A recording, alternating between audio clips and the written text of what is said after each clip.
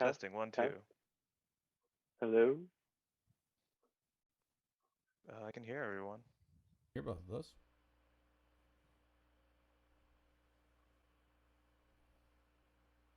We could do like vocal warm-up exercises to practice and see. Harper to control. Come in control. Mommy made me mush my... What I what definitely did you do did not today in hear a you quarter do to your two? little sound check there, Chris. It's your input on the stream. Oh, you're kidding me. That's kind of awesome. In a terrible, terrible way. To start, do like write things and hold them up on cards. It's been Would so you like- long since we've had tech issues like this. Yeah. We were What a- overdue. What a great way to start.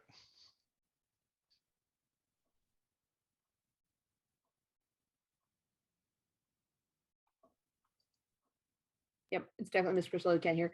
Hi, I'm Matt. I play Idun, the Wolf Blood. I'm from Wolf Country on Eden today. Currently, we are on Dysnomia to try and get the supernatural population there, off planet, hopefully, and perhaps back to Eden and points beyond. Dune is a wolf blood without a pack. He has been living in Eden City for the last 60 years and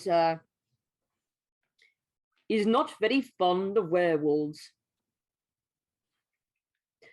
To be fair, wolf country werewolves are on a scale of 1 to asshole, very close to the asshole end, even for werewolves. Puka.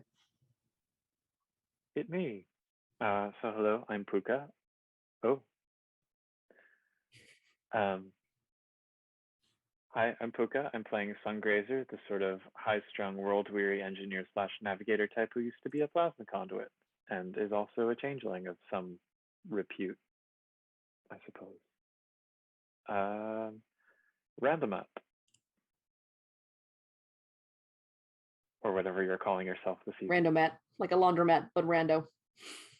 I am playing the group's shapeshifter who has no defined character traits at this particular moment before we start.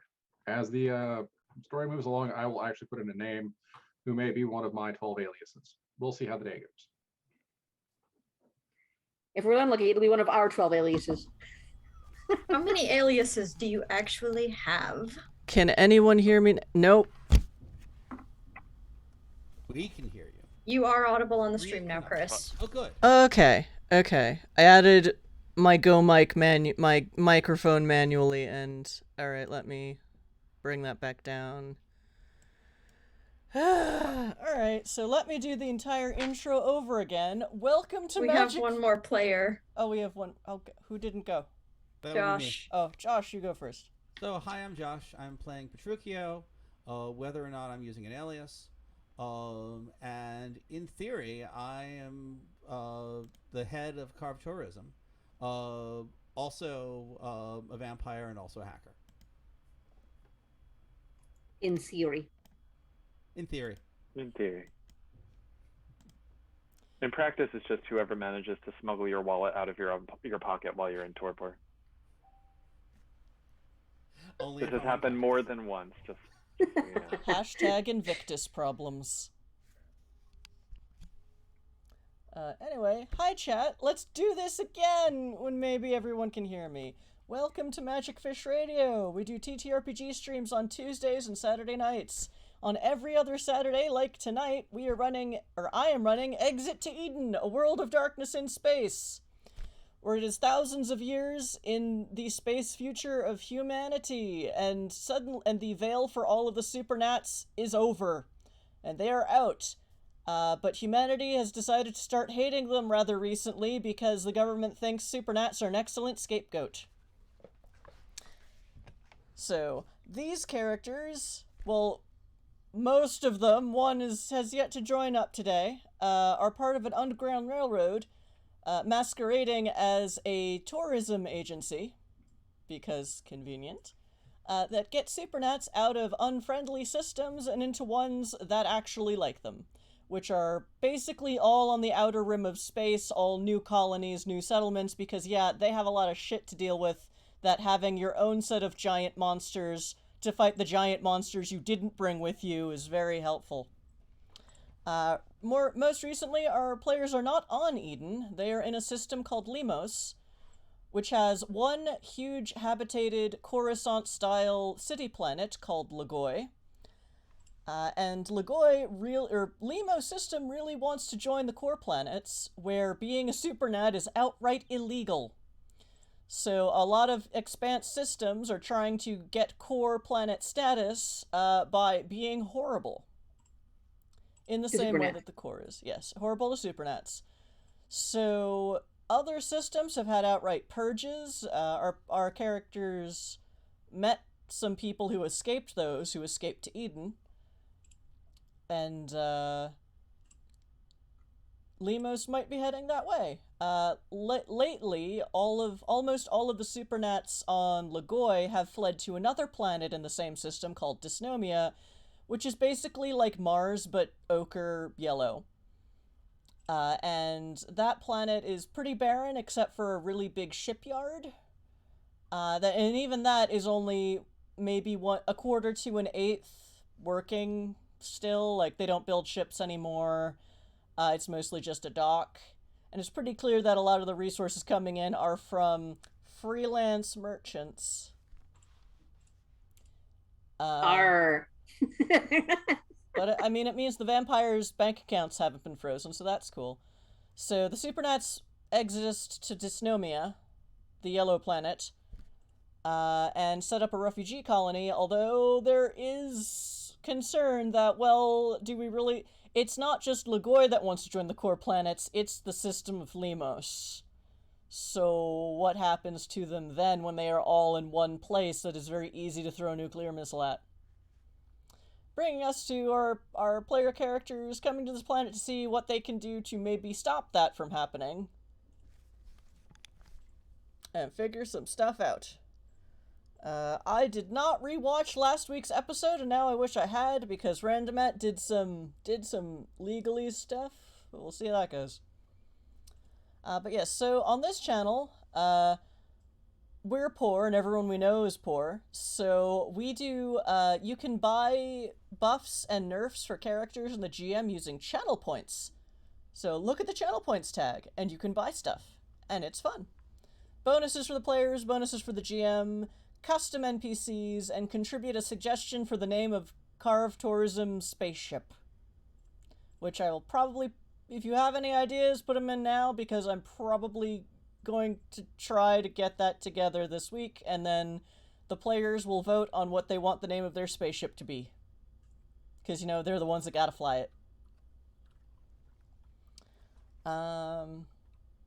Next week, it sounds like Merc will be running Karabos, the Crystal City, because she just got the whole Kickstarter package. Yes, And there's lots of shiny toys.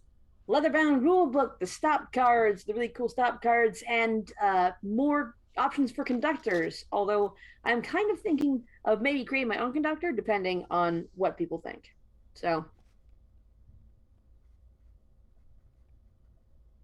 we'll see. Thank you, Merc. SS Butter Cookie. Alright, chat. Also, chat, if you have any questions, put them in chat. I will be busy running the game, but we have good mods who read things, and yes. I feel like I'm forgetting something significant. Well... It's our 50th episode. Oh, it's our 50th episode! Yay! Kermit arms. Yay! Jazz hands. This is more jazz hands. We've been running this for 50 episodes. I've been running this channel for 2 years.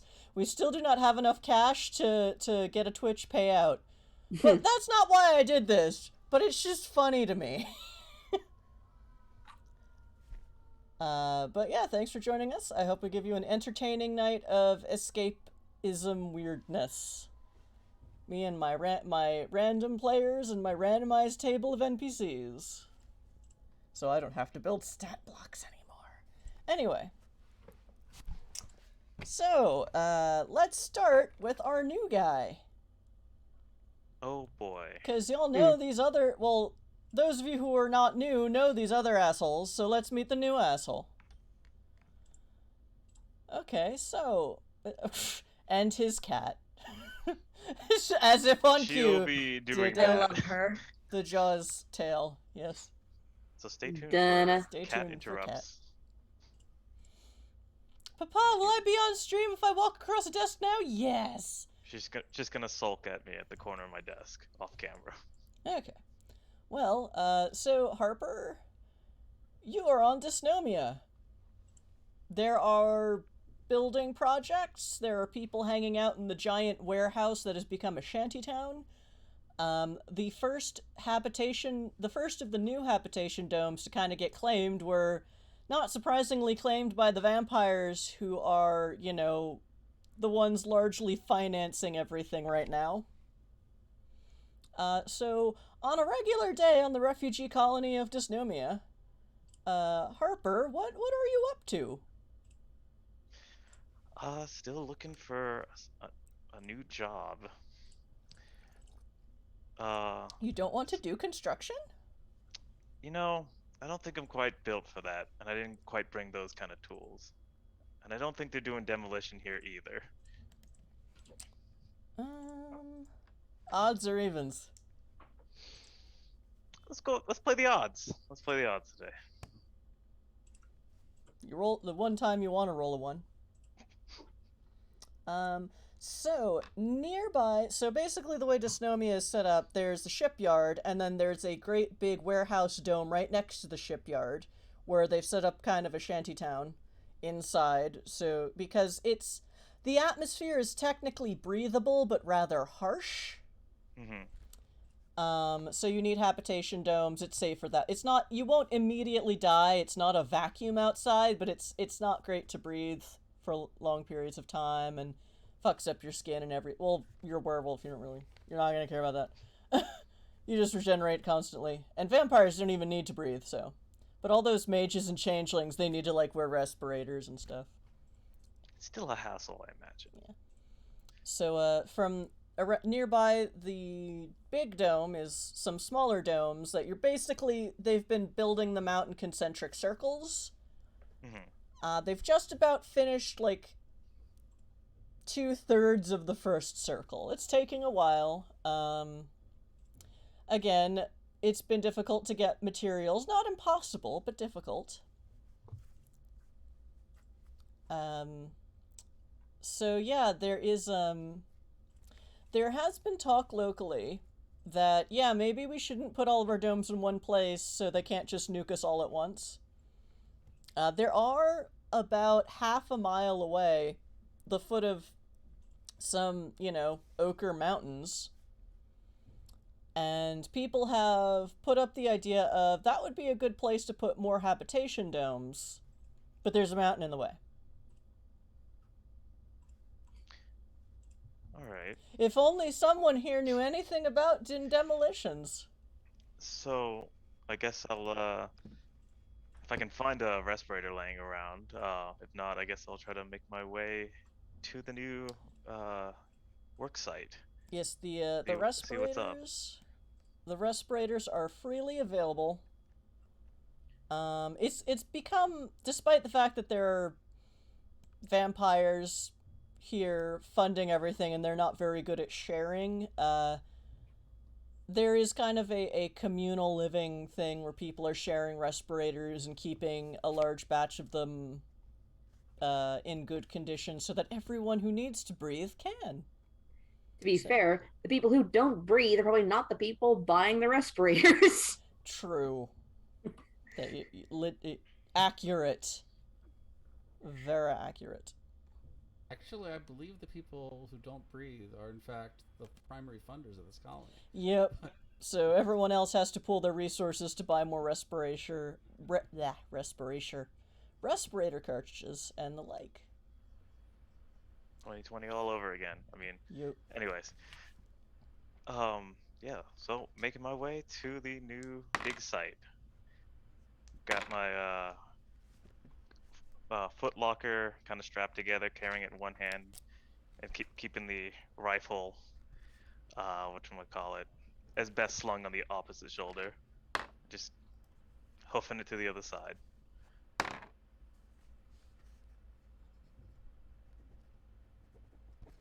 Wrote down all these things on my randomized table and I forget what they all mean. There are just too many damn quartz and changeling now. Oh, there she goes. Oh, I missed it. I was too busy rolling dice. All right. It's pretty easy. There isn't a paved road yet, but there is kind of, you see where someone put together a truck and maybe a couple transports and started moving out to the mountain. Gotcha. How's the is the gravity here like Lagoy? Yeah, it's luckily Alright. it's maybe a little bit less than Lagoy, so there's a bit of a bounce to your step, but it's not too still- annoying. He's probably still losing his footing, maybe a little too carried away. Yep. And alright, I guess once we get to the site, see if we can find a foreman or someone working.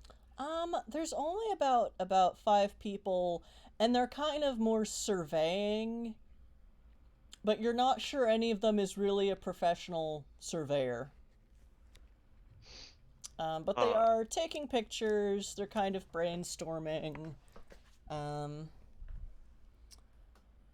One guy, the guy holding the clipboard, or no, the data pad, because it's the future. The guy holding the data pad sees you, is like, "Oh, hey, are you here to help with the cave project?" He's gonna wave and make his way up. Depends on what you need done at this point. See, still fresh out here. Well, basically, our hope is that if we can kind of burrow into the mountain, it'll provide more, like, maybe habitation, but we'll settle for, like, an emergency shelter to start. I might be able to help you with that. Are you a surveyor?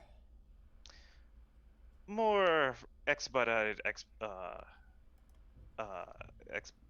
English. Expedited excavations. Brain short-circuited there for a sec. Are you the foreman here, or who do I gotta talk to get this going? The guy with the data pad kind of narrows his eyes for a second and is like, ooh, huh. I mean, well, I guess demolitions, we're looking more for mining experience, but yeah, I mean, Do you want to take the time and dig that all out, or you want to get through that damn thing? well, the thing is, we still want the thing to be up when we need it, just hollow. But I mean, if you're a demolitions expert, then, like, or if you're, well, however you phrased it, you know, if you can figure that out, then that definitely gives us something to start with. Just let me know how much of that mountain you still want. Most of the top parts to shield us from atomic bombs. Yeah, well, shield us from immediate nuclear fallout. If we get nuked, then, like, we're not going to be able to stay here because we'll die. I'm gonna look at the mountain, kind of like think it over. Like, yeah, you'll be fine. Just let's get this contract going, yeah. Well, I mean, we don't really have any contracts, dude. You guys got credits? You guys got? Sorry, man. They have a mountain. They need not to have a mountain.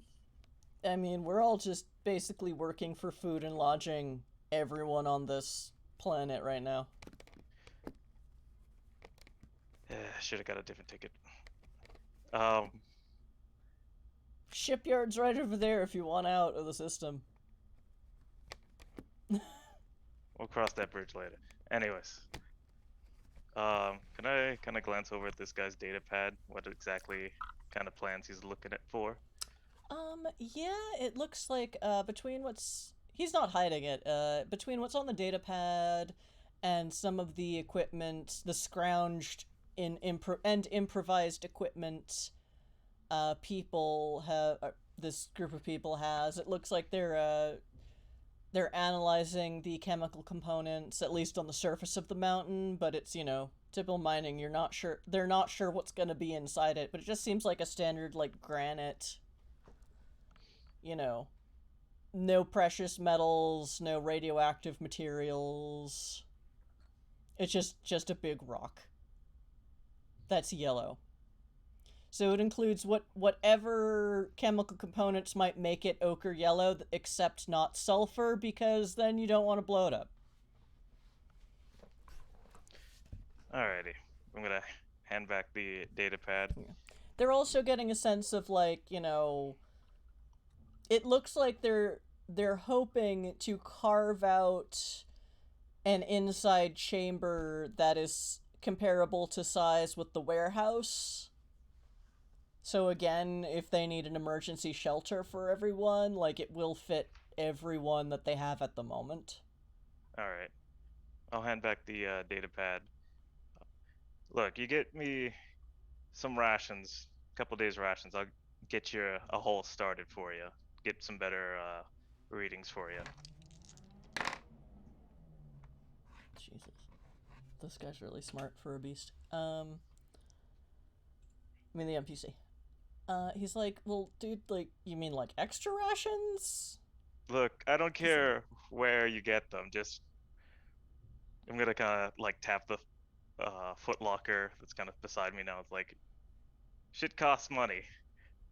I'm more than willing to help you guys and get shit going here, but all right. Where are you in the habitation domes? Cause, like, I can come find, or, well, also, who are you? I'll find you. Just make it happen. All right. Come find me like noon tomorrow. I'll see who I can talk to. I mean, he almost, the kindred who are financing everything, at least one of them is into this idea, so, because they really like, digging their claws into something and then keeping it, because that's just what? how they do. I bet you he'd love to hear about it. I'm gonna kind of gesture him and pick up the foot locker and kind of walk and kind of gesture for him to follow. Why don't you get him on the see if you can get him on the line. Let's get the.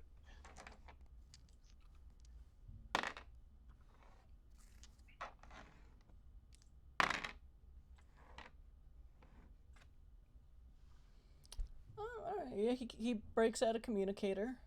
And let me roll some more dice.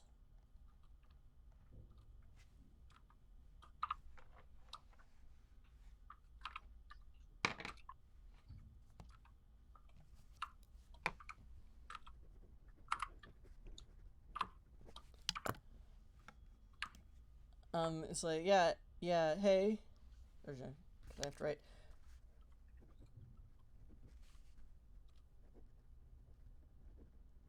Hey, Mr. Aberlin?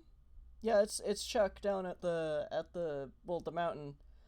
A guy who knows about demolitions has offered to help us do the thing. But he wants credits. Yeah, I mean, if you want to talk to him, I'm gonna kind of reach out for the phone, kind of like expectantly. All right, yeah, here he is now. Here, you talk to him, and yeah. What was the what did Chuck say this guy's name was on the? He called him Mr. Aberlin. Mr. Aberlin? Yes, hello. I understand you need to move some rock as soon as you can. Well, we need to hollow out the mountain as a proper shielding in case we're under attack. I understand that, and given how things are going, I can get that working right away if we can work out something here. All right, what exactly is your price on this? Gonna look at kind of weigh the footlocker I have. For today's work, keep uh keep a introductory special going. Just a respirator, one of the higher grade ones I've seen going around, and some rations. But I'm hoping, given how much mountain you need to move, we could make this more regular business. Well, I suppose I will have to work out the budgeting, but yes, we can get you a fancy respirator and some rations. That'd be a fair start. Well, Now there then, are not a lot of fancy respirators left on the planet, so you might have to wait on that one. I believe that you'll do the best that you can to make sure that this mountain gets dug out in a reasonable amount of time. As long as you're doing your best. I always do my best, sir. Very well. Do you need payment first, or can you start today? I can start today if Chuck here can vouch for you. I'm gonna kind of look at Chuck and see how he responds. Chuck is just like, if he says He just doesn't care. He's just a yes man, kind of. He's more not a professional foreman. Hmm. It's just like, yes, this thing seems like a good idea, but doesn't know how to do it. It's like if Mr. Eberlin says he'll pay you, he will. All right, Mr. Evelyn, I'll get going. How's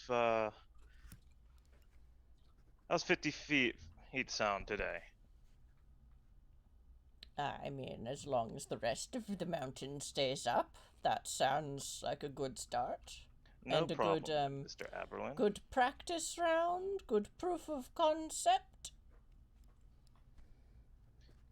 I'll get done, Mr. Evelyn. Thank you.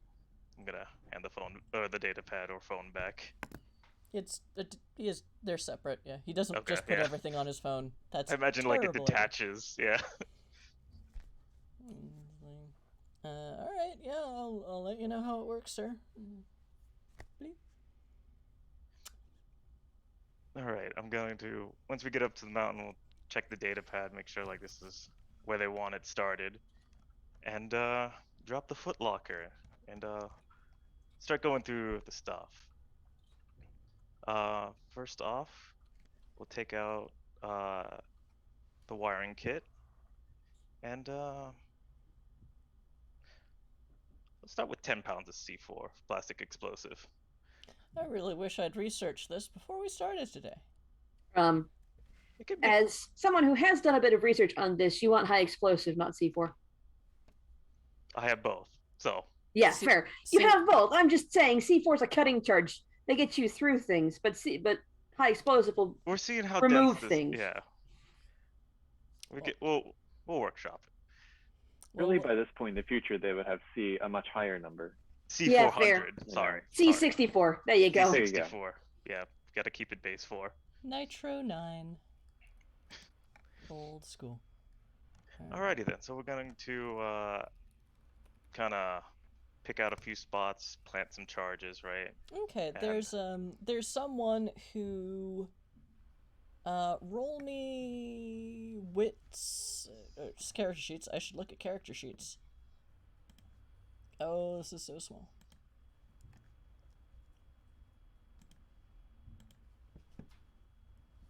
All right. Also, an NPC drop for what it's worth. Yeah. Yes, I saw that. Again. So.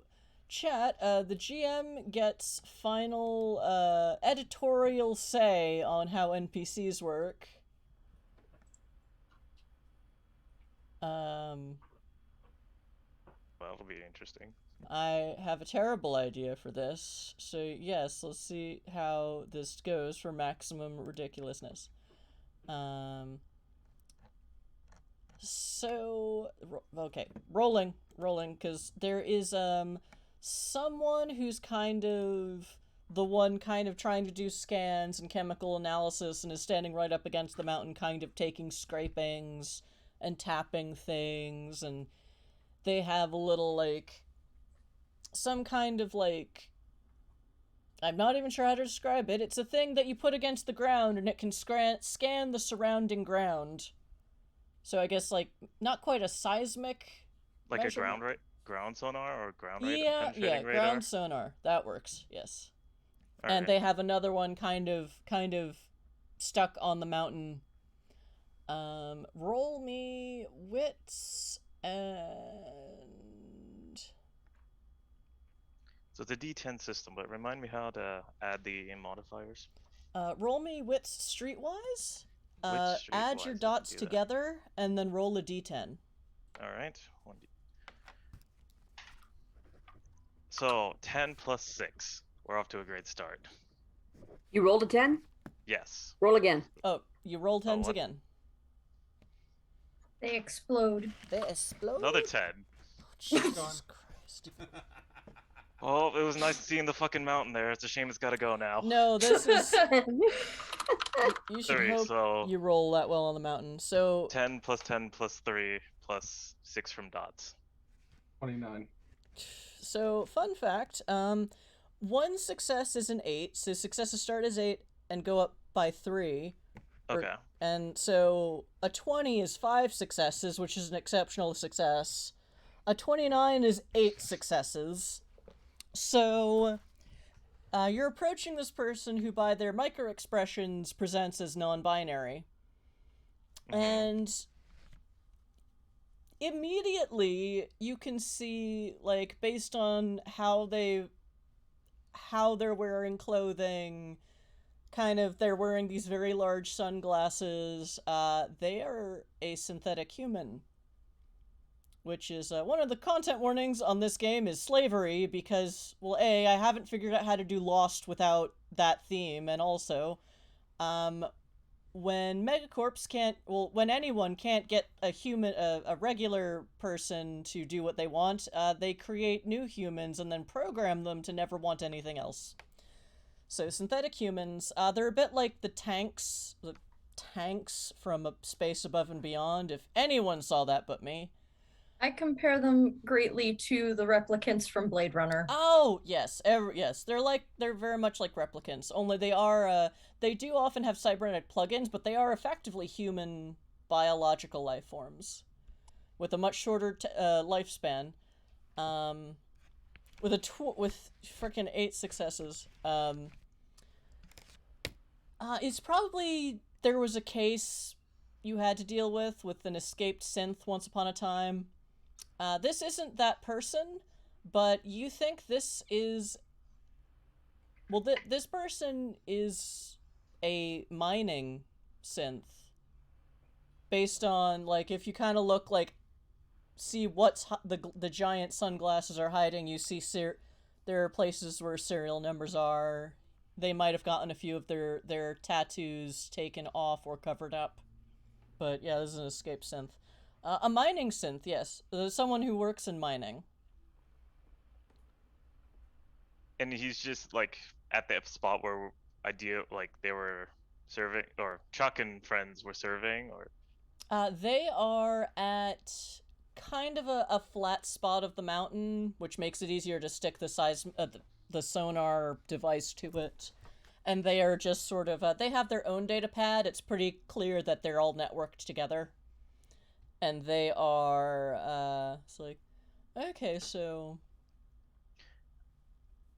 Before I put the first charge, I'm going to disconnect the wiring and put it back in the footlocker.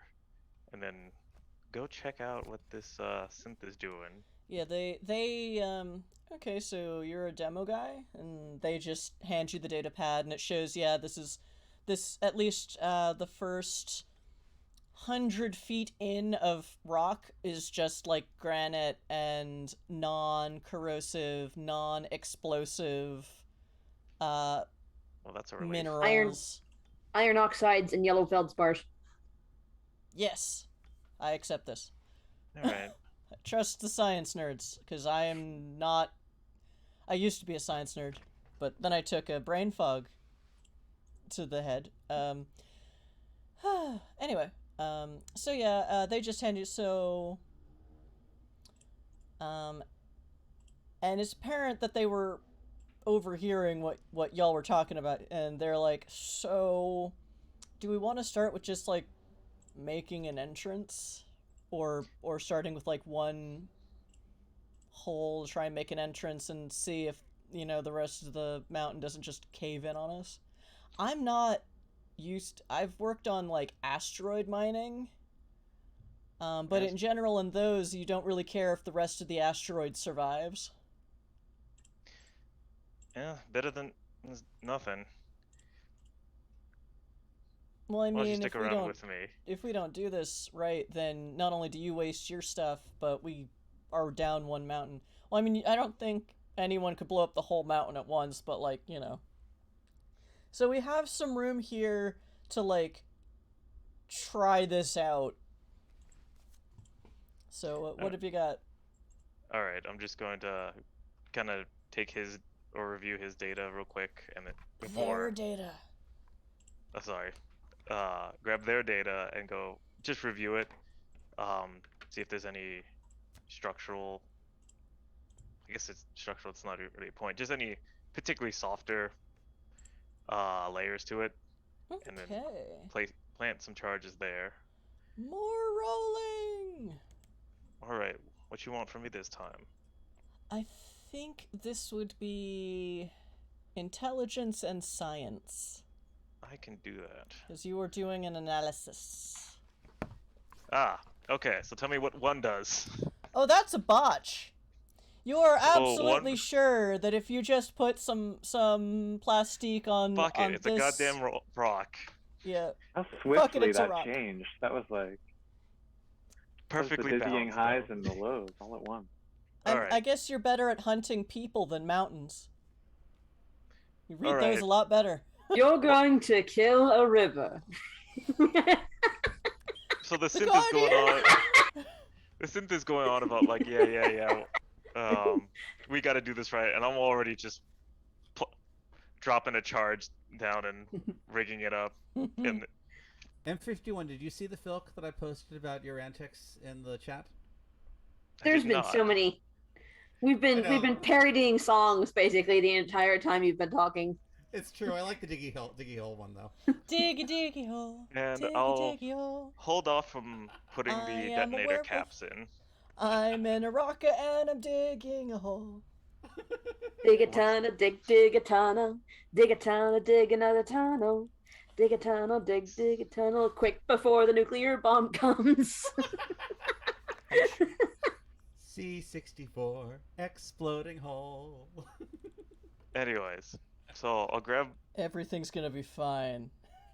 I'll hold off on putting the blast caps in for the explosive, and just kind of like wave them to follow me.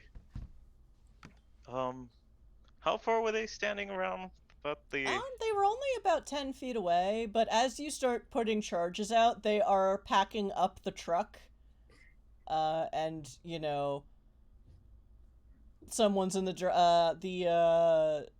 Chuck is in the driver's seat. A few other people, another person in the passenger seat. A few other people. The other 5 people. So 2 more people in the back of what is basically a. Now, actually, it's not a pickup truck. It's more like those things they use in army movies where it's got like the flat bed in the back, but it has like a tent over it. The Humvees. Not quite as big as a Humvee, but yes, similar shape. Just more fuel efficient and less. Overcompensation for something. Alrighty. So once they're finished packing up and desert terrain vehicle, there we go. So yeah, the guys in the driver's seat. Chuck is like, so how far away should we get? I'll let you know. I'm gonna hop in the back where like the tailgate is, right, and unsling the rifle and kind of use the tailgate as a brace. They're gonna start. The synth person gets in the back seat and they start driving. And then a couple 100 feet out, I'll like tap on the back of the window, like that's enough. And stop. You sense trepidation, but he stops. And let's acquire that demolition pack there and put a round through it. Can I do Okay. some rapid expedited disposal, please? Yep. All right. So if you're using a firearm to set it off. Yep. Oh, I see. Now you've stacked the deck for this. So yes. Yep. Roll Dex firearms. All right. And I guess you want to use your interdisciplinary skill specialty. Correct. Oh, and you have designated marksman. Correct. Yep. I do one thing and I do it really fucking good. You shoot things and they explode. So that'd be 6 plus 3 plus. You said firearms and wits? Firearms and dex. Firearms and dex. Oh, the same.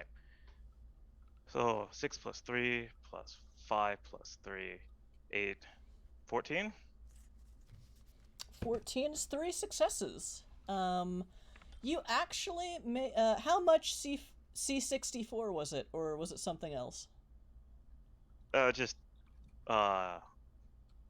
technically be slower moving, high explosive, but it'd be enough to get a decent sized walkway going. Okay, yeah, you so It'd probably set off some car alarms if there were any out here. So the way it works is that you put your explosives up against solid rock, and then you detonated them.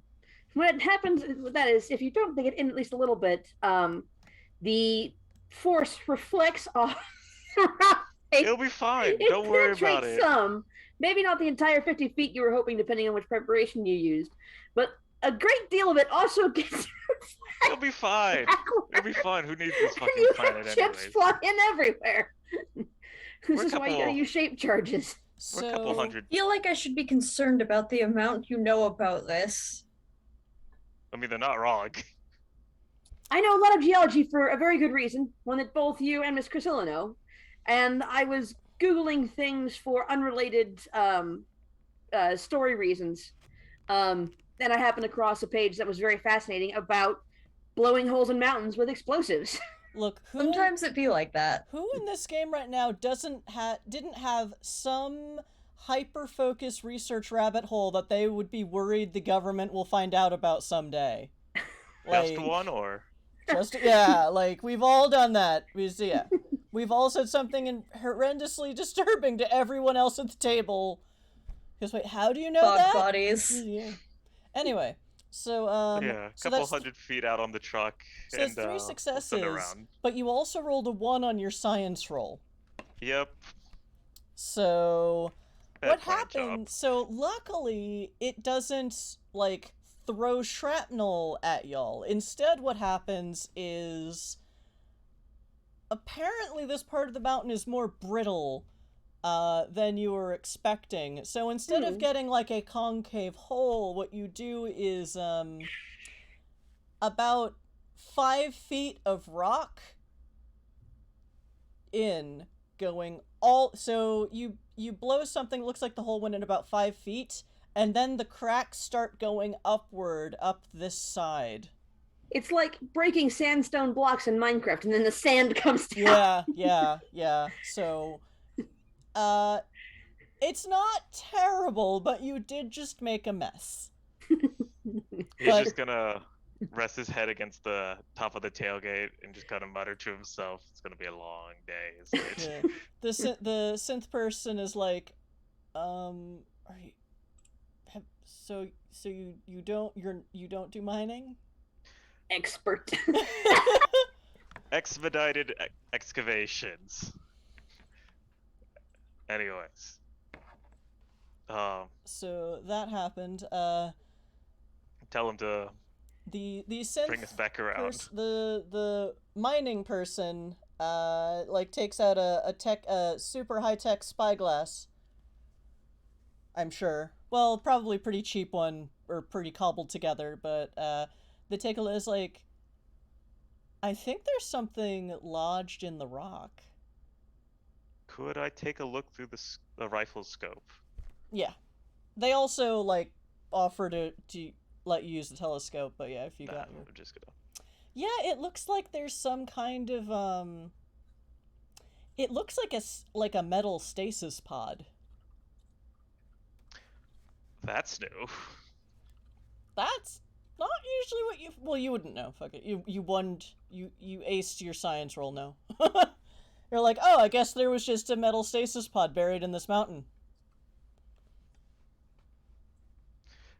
I technically botched the.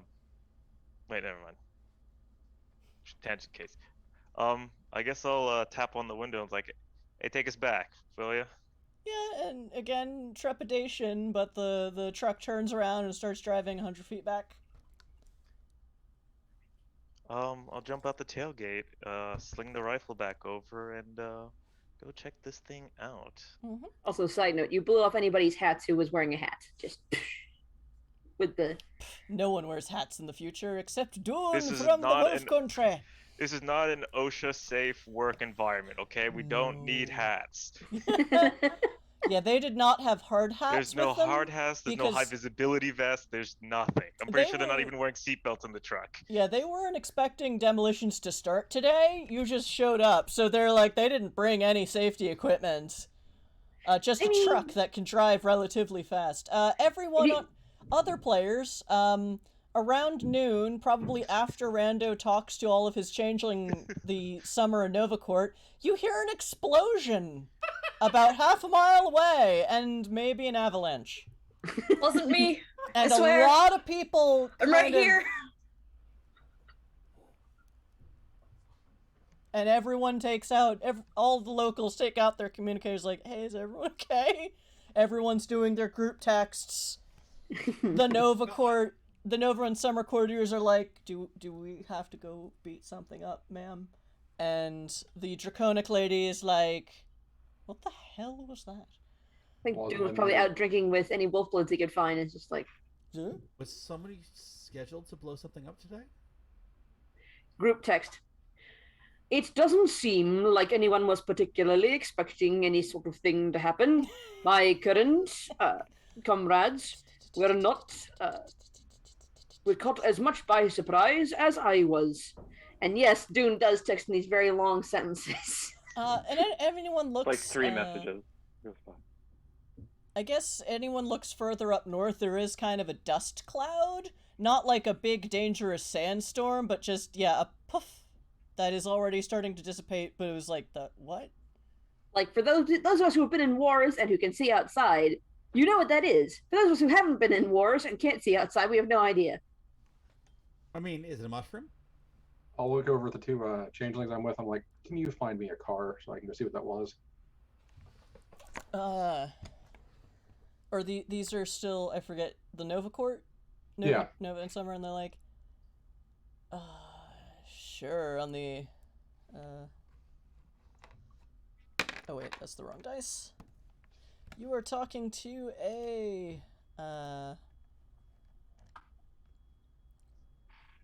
yeah, there's this kind of, wizened lady who's like, I mean, if it means we're gonna beat the shit out of something, let's get in my car, okay?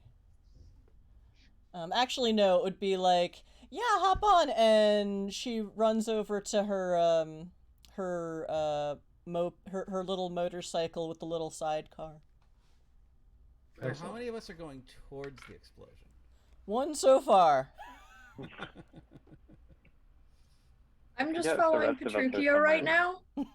You know, I don't mind going towards the explosion. Well, I'm I not think- entirely invulnerable, I but think the rest of you... Well, Sungrazer is off with their friend, the Iron Butterfly of Eden System, because the sad pretzel is docked. So you guys, you all hear that, and it's like, huh? And the Iron Butterfly, your friend, who is an ogre, I believe, was he an ogre or an elemental? Big dude in a flight Ogre suit. sounds right. Is Yeah. starting to check his sensors, like, the fuck was that? The other 3 of you, I think, were still in the habitation dome, because you just talked to that weird spaced out mage lady. Right. Yeah, I think it's me and Petruchio and Dracus, Klaus. we're together. We were about to split up to go start talking to our respective factions, I think. Yes, that I was the don't plan mind today. Doing that. But then someone bought an NPC. Well, actually, I have a backlog of NPCs. Chat, I've put a limit on NPC purchases today because we have a backlog that I am still dealing with. But I think I should head. I should in fact talk to my respective head, and if they want to do something about the fact that something just exploded, then we'll see. okay, don't Josh, see you how are it's rather go- soft. Sorry, am I still soft? There you go. It's easy enough to see where the vampires live because one of the two finished domes has a great big Invictus flag in front of it. Sounds good. Well, that's convenient. Yep.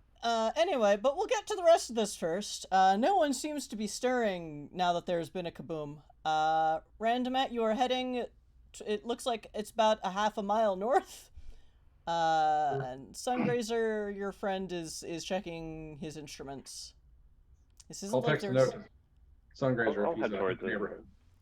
Yeah, I mean, I'm always up to fly into an unknown cloud of dust surrounding some kind of catastrophe. Yeah, why not? There might be coffee. So Immediately. So Let's So IB finds on his instruments, so it looks like some kind of explosive, like, it looks like C64, and then caused a landslide. So are they maybe doing some mining over there? That's like... only one way to find out. Alright, have I fun.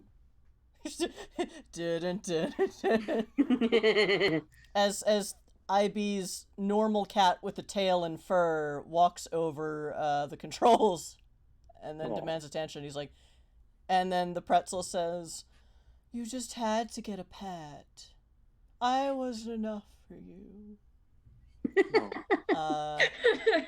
But yes. I pet the pretzel. At least somebody appreciates me. Steal a piece of salt from their body. You're just using me. It tastes very salty. Anyway, I will changelings are heading towards the detonation site. Anyone I will else? text the group chat. WTF? I was actually going to say suggestions on whether or not we had. Does anyone have a suggestion whether or not we should head towards the sound of the explosion? I know that some of us were having to. We're going to try and speak to our respective coteries, as it were, to see their opinion on trying to get off this yellow rock. However, some explosion may be indicative of, shall we say, hostile activity, although I don't know precisely When I see where... that the Dune is typing thing, and it goes for like 4 or 5 minutes, I just reply, no.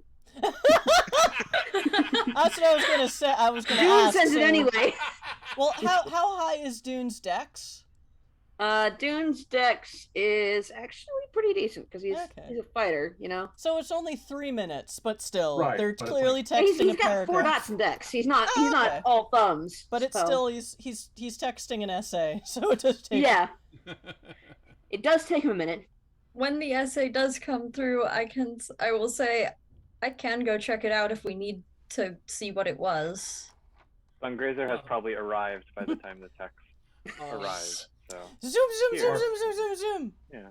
And there's another dust cloud as Sungrazer just runs across. Well, the Sungrazer ochre was going in the beams. ship, wasn't he? In the pretzel. No, the pretzel's staying there. Like, Okay. If but there's. I misunderstood that. Yeah. I'm sorry. I will crawl the local net to see if I can get a general sense of what seems to have happened. Roll.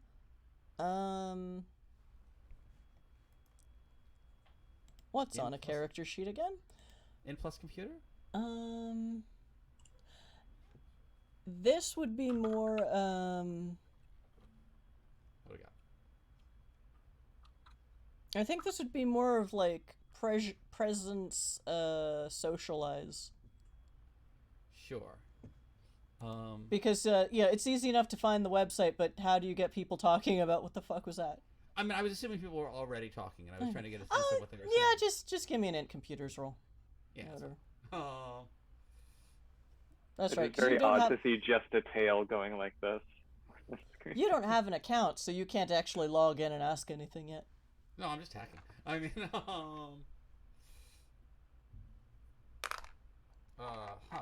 yeah, so, I mean, why do you need an account when you can take someone else's?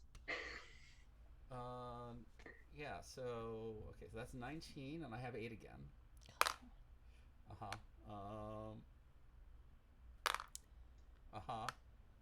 So, chat, if you think it's harsh that you have a 1 in 10 chance of botching in this game, observe how my players roll, and I have no guilt about this at all.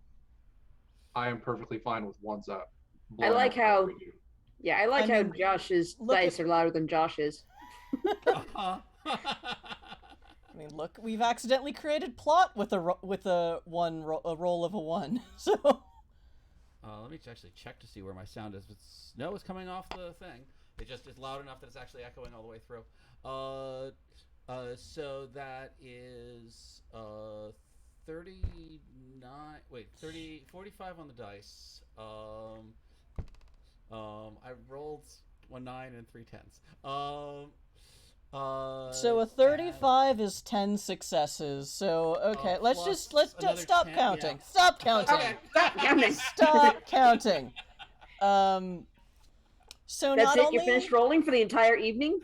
so basically it's set up like you know what message boards used to look like, where the most recently updated conversation is at the top, and they're like in boxes, and bpal.org still uses it, and yeah, so basically the first one on the kind of community message board is, you know, 5 people, including someone whose username is Chuck, talking about, yeah, we're gonna go out to the mountain about half a mile away, and we're gonna see if we could start hollowing it out for shelter in case we need it, and we don't have any demolitions experts with us, but, you know, we're gonna do analysis, we're gonna take some science gear, we borrowed it from so-and-so and so-and-so. I don't think anything much will happen today, but, you know, if anyone has any knowledge of mining or explosives, let us know. And a few people, someone whose name is Aberlin is like, let me know what you find. Basically their icon is the Ordo Dracul symbol, so you're like, oh, okay. I guess, let me know what happens, and you can even hear their voice in the font. Anyway, yeah, so, 2 changelings are, also, yeah, Sungrazer, Digger was right by the shipyard, and a wizened, you know, is like, yeah, get on my bike! And so there's room for you to perch on the back of the bike if you'd rather not run, but you could also run. I'm all about the perching. Okay, so... so I will send Perch life. So I'll send a basic receipt out to the team on, okay, I'm pretty sure this explosion was caused by someone deciding they wanted to hollow out the mountain and miscalculating an experiment. Also, here are some names that might be involved. At the exact same time as that happened, Sungrazer arriving at the site with Digger says to Digger, it looks like someone was trying to hollow out the mountain. But some kind of experiment went wrong. You see the desert truck and 6 people, with data pads, and Harper. June is typing. What? Yeah. Harper, Harper, what does your quick response to Petruchio's thing is, do we need to find a demolitions expert? That's not a bad idea to figure out what they messed up. Also, they didn't have a demolitions expert. At the exact same time, I'm going to call out to Harper, ahoy, are you the demolitions expert? Harper, what does your character look like? He certainly doesn't belong in this scene because he's wearing a business suit, has a army grade footlocker on one shoulder slung over, what looks to be a high caliber sniper rifle on the other, except it just looks a little too short to be one. and combat boots on. Seems Uh, perfectly legitimate. Sungrazer and Digger, the guy with the most official looking dude with the clipboard, is they have very feline features. So they are probably, well, to you, so it's clearly beast changeling something feline. He has this uncontrollable tail behind him that just keeps like sticking out and like taking your attention away at the weirdest moments. How distractingly adorable. I mean, to be fair, I'm pretty sure that tail is straight out and bushed at this point after that explosion. Well, they were all 100 feet away for that. The Chuck looks more kind of like annoyed, like kind of deflated and a little bit annoyed because this is clearly not the plan.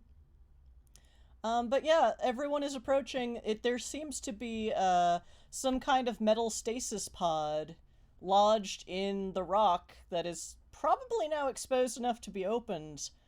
And the person who kind of is currently has all this like cobbled science-y mining equipment, scans, not, charges draped on them, and gives off NB vibes. They are kind of saying, that, I wonder what kind of metal that is? It didn't show up on my scan. That should have, I was looking for metal, like, what? I should note that I think it's just the two changelings who are actually heading out there. Yeah, I know. That's why I said who the changeling in the party was. That I rolled, but Harper's a werewolf, so he can't see what changelings are. Right, no. Meanwhile, you said everybody's on their way, but it's just like, I don't think I know. actually Petruchio and Dune and us are on their way. So, What does the metal resemble? Like, is it silvery? Is it gold? It's kind of like a dull silver or gray. Not even, it's too dull to be silver. It's gray. It starkly contrasts with, the yellow rocks. I'll be supernatural for a minute and just start pulling chunks of rock off using my Novacorp merit. My Novacorp mantle, which keeps non-magical things from getting in my way.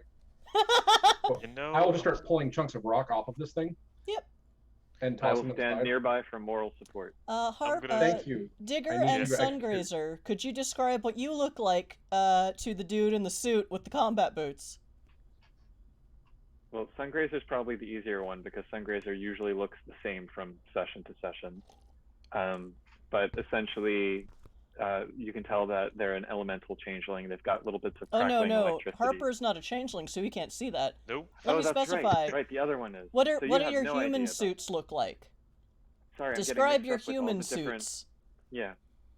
Human suit is kind of wild-eyed, slightly, bushy hair, and probably looks a little greasy, kind of wearing ratty clothes, the same engineer's outfit for the last 3 days. And permanently tweaked out on caffeine. Permanently tweaked out on caffeine, kind of small and twitchy. It's like, like a mouse. And what does Digger look like today, or can we even tell? Digger's not much bigger than Sungrazer is, but is starkly contrasted to he has short blonde hair looks like it's been razor cut, and the sides are completely bare. And he has a very heavy, very thick-looking calluses on his hands. And he is dressed in basically what looks like a work outfit. He is wearing a very, very looks like a very cut-down slim respirator. And while he immediately just goes in and just starts hauling several hundred pounds of rock off of this thing and just tossing it aside. Harper, great job. That dude is probably some kind of supernat, but not a werewolf. You'd know what that looks like. Mm-hmm. And he seems to be blinking and breathing, so probably not a vampire. All right. Be good at faking. Probably. We'll figure out later when he's on the range. Anyways, well, since they're doing my job for me, I'll take hand off my pistol and just kind of stand back and let him do my job for me. Just kind of casually walking up to get a better look at this thing we dug up? Oh, does the stasis pod look like anything military related that would fall under my encyclopedic knowledge? Let's roll something. I like dice. Dice are a are thing. fun. What I need to do is just have a blank character sheet up so I just remember what all the things are. And yeah. I should look at my character sheet. Let's go Wits Investigation. Wits investigation. I don't have investigation. You don't? No. Why would I have investigation? Go for it. I don't look into things. That's what you keep other people around for. Mostly, yes. I have high perception, but I don't have investigation. All right, what did we say the combo roll for just general noticing things was? Was that Wits Composure? I wrote I it think I down. think so. All right, then roll Wits Composure. Yeah, Okay. with comp. Passive perception, not active investigation. 21, 26, 33. I happen to have both of those stats at very high and acute senses. So Yes. That's 9 successes. So it takes you a few minutes, but you're right up close to it and clearing debris, so you probably have a better look at it than anyone else. And it's, there's dust settling on it, but also kind of sliding. The dust doesn't settle on it, it's sort of sliding off. That's interesting. oh, it's powered. It's so at first that's what you think at first. Well, actually no, it is powered. It takes you a few minutes because it's not a military grade stasis pod. It's not a colonization stasis pod, which no one's needed to use since they opened the jump gates forever. However, you do notice that there is something sparking, so the life support is on. And then you notice that the thing that's sparking isn't life support, it's a locking mechanism, which locks from the outside.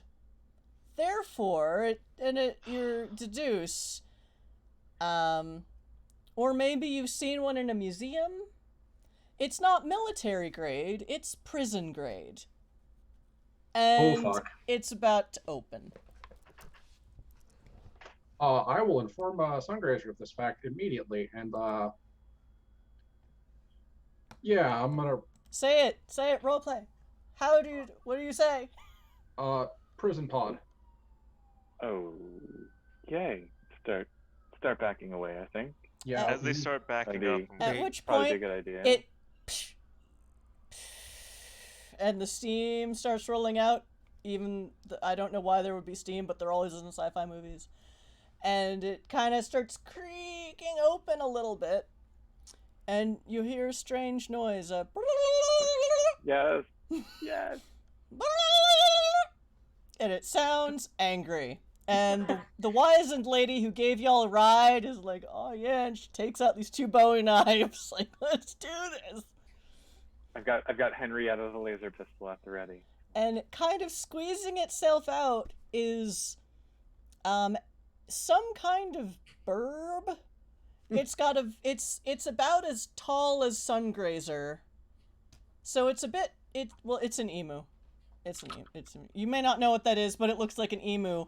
Only it has clearly got plugins. It has wing enhancements that probably work like hydraulics. It's got a Borg eye. Bzz, bzz. Say wing enhancements. Long as it was male And it wing starts- enhancements to improve performance.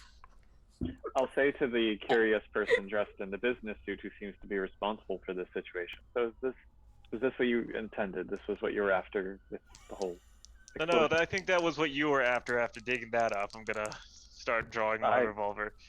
I don't want to step on any I just clear the operations that site. are- I don't wake up the damn prisoners. Yeah, I get it. I mean, it's why the did you kind of not thing- check for prisoners? Everyone roll dodge. Oh no. Roll dex dodge. Dodge. Oh wait, is Uh, dodge what not a that is. thing in this system? Dodge no, isn't a it's thing. God damn it. dex. Well, Survival whatever maybe. it is, we got a 1 to start with, so It's just not Harper's day. Defense is Dex plus athletics. Okay, so Correct. Dex plus athletics. Seems like everyone's feeling emotions here. Nice. Well done. Well, I wanted to sound check somehow. 11? Terrible. Sounds good. 21.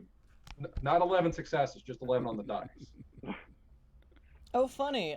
So.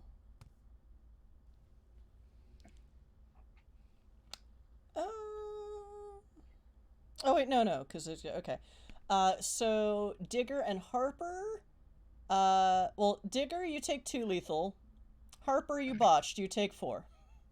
As a laser beam shoots out of the electronic eye thing, as a guard.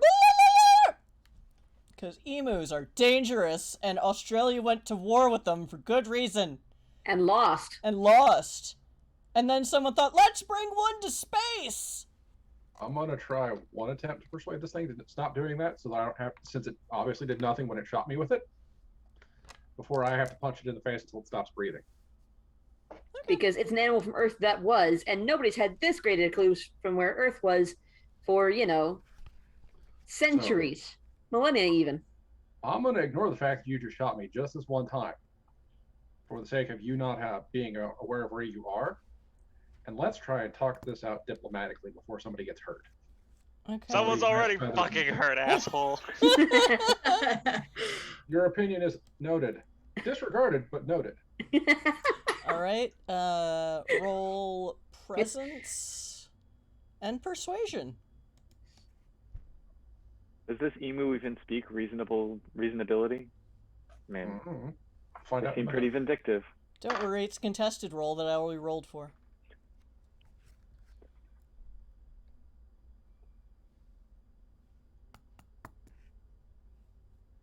Uh, 26.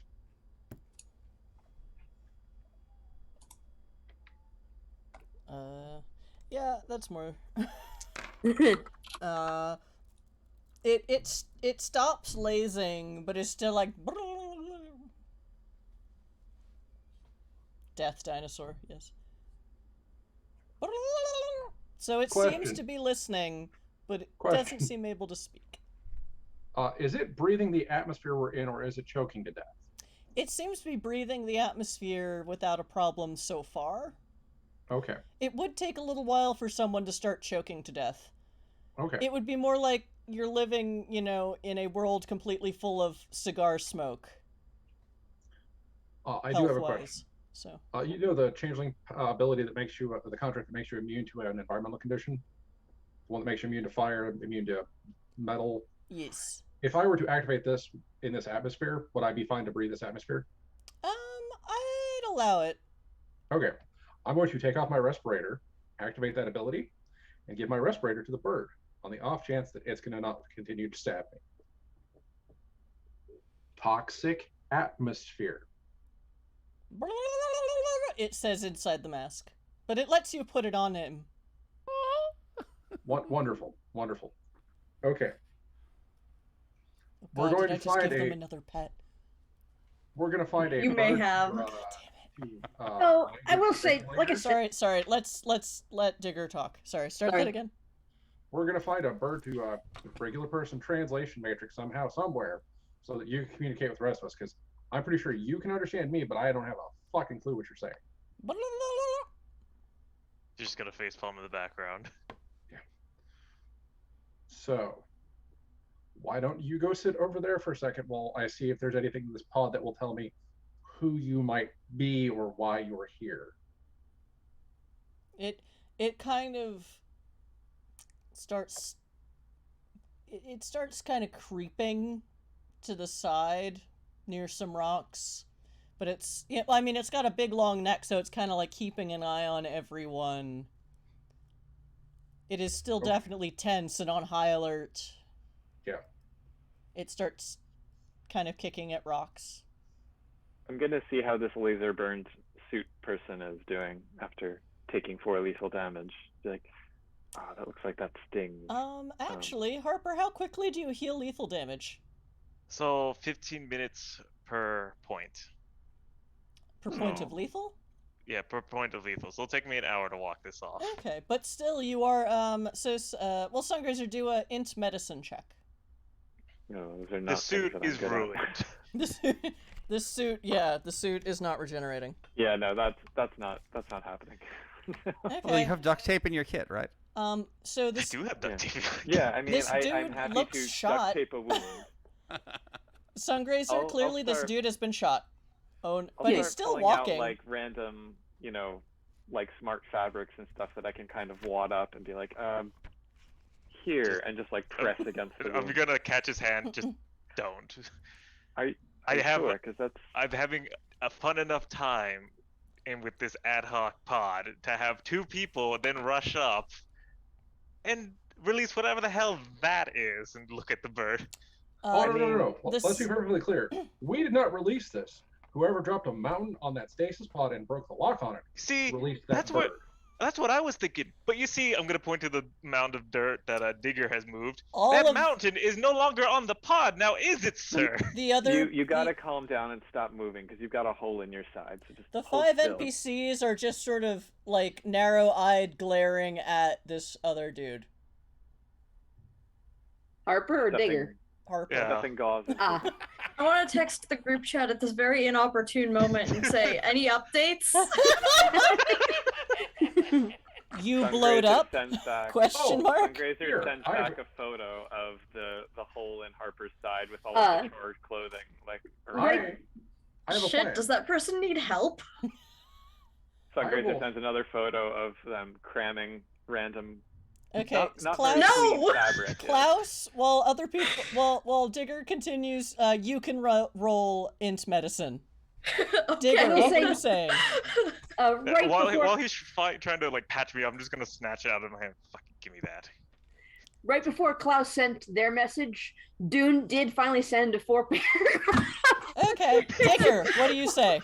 He's No, I said Digger. okay. Go for it. Okay, I will actually hand my phone to the emu and go, "Can you text?"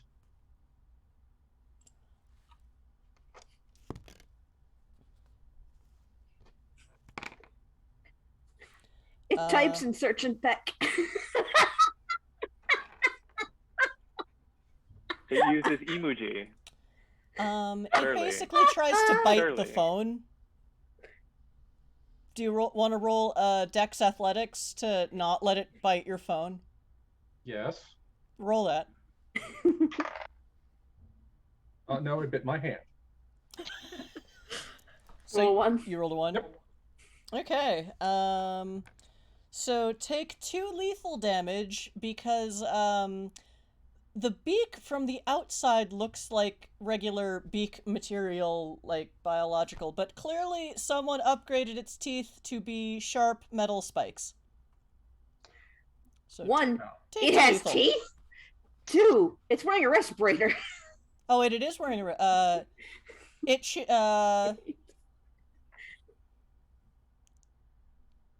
I'll be happy to take my 2 points of damage, not worry about the logic of things. So we'll say, then it tried to bite your phone in your hand, but instead just broke the respirator. Well, that's just. The emu has Ruins no that, doesn't it? hands, you see. Hmm.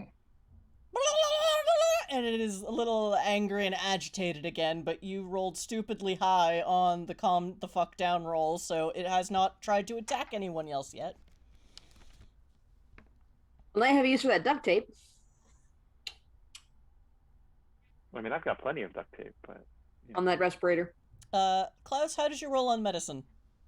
3 successes. Okay, so for someone who just got shot, Harper's wound doesn't look as bad as it should. So you suspect magical healing factor, or maybe scientific, but yeah, he'll probably be fine. He'll be able to walk it off. Okay. There are a few kinds of creatures and magics that can do this, you know. I do know. That's my job. Do you text this to Sungrazer, or do you just let them continue to try? Did I get a Taking after response Harper on the is gone. question, does that person need help? Probably not, no. Just on the. I'm going to follow up then after making this assessment with, I kind of don't think they do. If you're doing something stupid, don't. Sungrazer looks down at sort of the engine oil stained rags that they were using and is like, and instead we'll go try to fix the respirator that the emu broke. Yeah. I will go back to attempting to sort this pod out and see if I can figure out where the hell it came from. Okay. Or any information on it that's useful. Let me see. Are the rest of you coming, or are you just letting us handle this for a while? I mean, you seem to be doing just fine. I don't know. There's already been several points of lethal damage. I will, since you don't have investigation for some reason, I'll allow int academics. Or you could ask Sungrazer to help. Do you want to help? Help with what? I've got some dude with a hole in his side and a broken emu respirator. The emu, it's still attached to the emu, and the emu, you can now see you get metal teeth, metal serrated teeth like duck trainers, but like metal, and I don't think emu are supposed to have those, but it's the future. They're not supposed to have lasers either, so. Lasers I can deal with. Lasers are fine. I'll just throw up an immunity to lasers, but metal teeth. All right, well, I'll leave the respirator for now then, and if it chokes to death, it chokes to death. And go help dig it. It literally did this to itself. You gave it a phone to eat. What was it supposed to do? Maybe it was unjustly imprisoned. Let's find out. Yeah. I rolled an 18 on my academics check. Well, then you're fine. It does not explode. No. That's also useful. We can make it explode. 4 successes. You were not allowed to make anything else explode until you take some remedial chemistry courses. Look, that is physics, not chemistry. It's a little of both, I think, but make things explode, be very irresponsible. That's my 2 cents. Anyway, with a 4, Diablo rise responsibly. You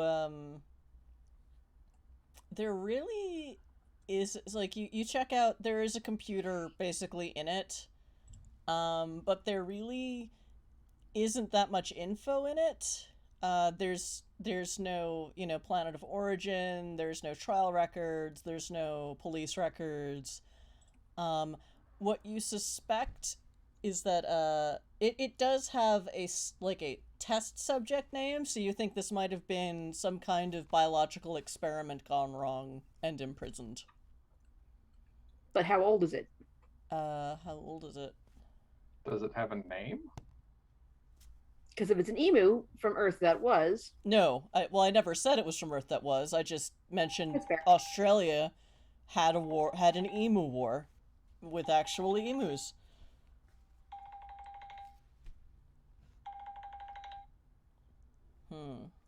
Let's see, from tech. This has probably been here probably more than the 2,000 years that this system has been a system. You're not sure how they got it inside a mountain, but you get a sense that this was dumped here by someone before the colony before Limos, before Lagoi was even settled. Okay. So then this is pretty ancient prison tech. Okay, then before we go on break, I will look over at the person who was doing the scanning stuff earlier. I go, that was dumped here a very, very, very long time ago. I would calibrate your sensors to look for that specific composition and see if there are more of them in that mountain, because if there are, we're going to have more problems. Let me...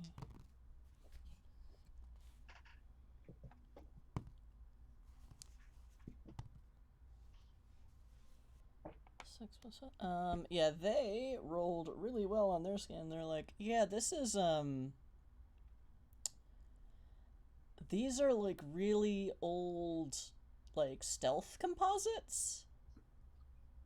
They're outside of my experience, but Yeah. I'll see what I can do, but it's gonna be tricky. But also, I mean, the thing about them being ancient is, well, no one uses them anymore. But maybe we have more technology now that can sniff them out. again, that is not my area of expertise. I will leave that to your expert opinion. We have to figure out how to wrangle an emu. You. Not having trouble breathing by chance, would it? This emu hisses. It's like a really tall angry goose. Oh no. Well, What's Dune gonna do when he sees this? I mean, really it's hope not more news. goose than emu. Has anyone Really? told us about the emo yet? I don't think none of them have. Why would I? No. Would No, you the think- only update I Busted got was Mountain the and Harper's busted injury. Dude, and that's about it. Was the emu in any of those pictures? Because I assume you took a picture and then turned around and took a picture. No, just the wound and then the wadded handfuls of dirty rags. Oh, okay. That's all. But no, we have no idea that there's an emu No. here. No. Only the important bits of the event have been sent. Obviously. I'll send a text asking, what did that? Explosives. I will look over at the beast and I go, do you happen to be able to speak bird? To me? Sorry. No. the foreman guy. The Yeah. The improv other foreman.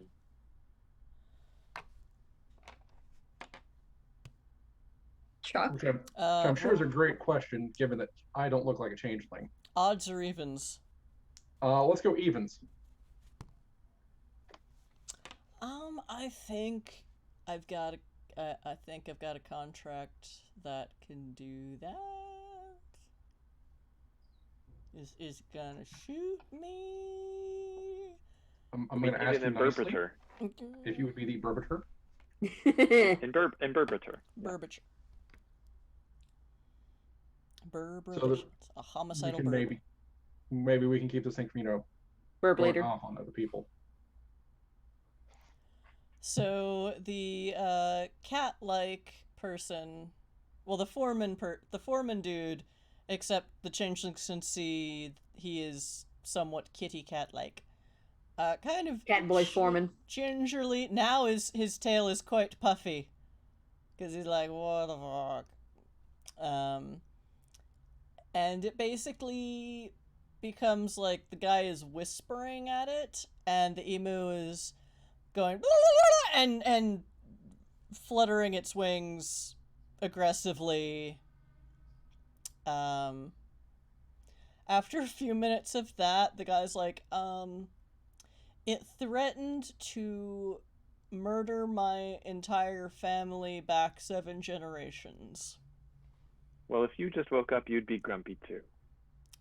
I think this creature was designed to destroy.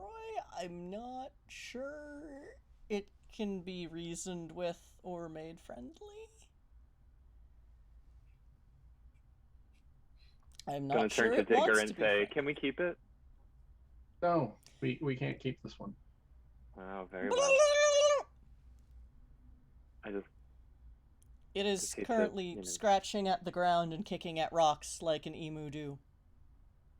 What did it say that time? Oh, some likely untoward thing about one of our mothers. The contract was over by that point. Oh, and, okay. Alright, so it is about time for us to take a break. And maybe in the second half of game, we'll get to the actual plot for today. We'll see. I'm not super strict on this because I am time blind to start, so, and I would honestly rather watch shenanigans than have to play 800 NPCs at the same time.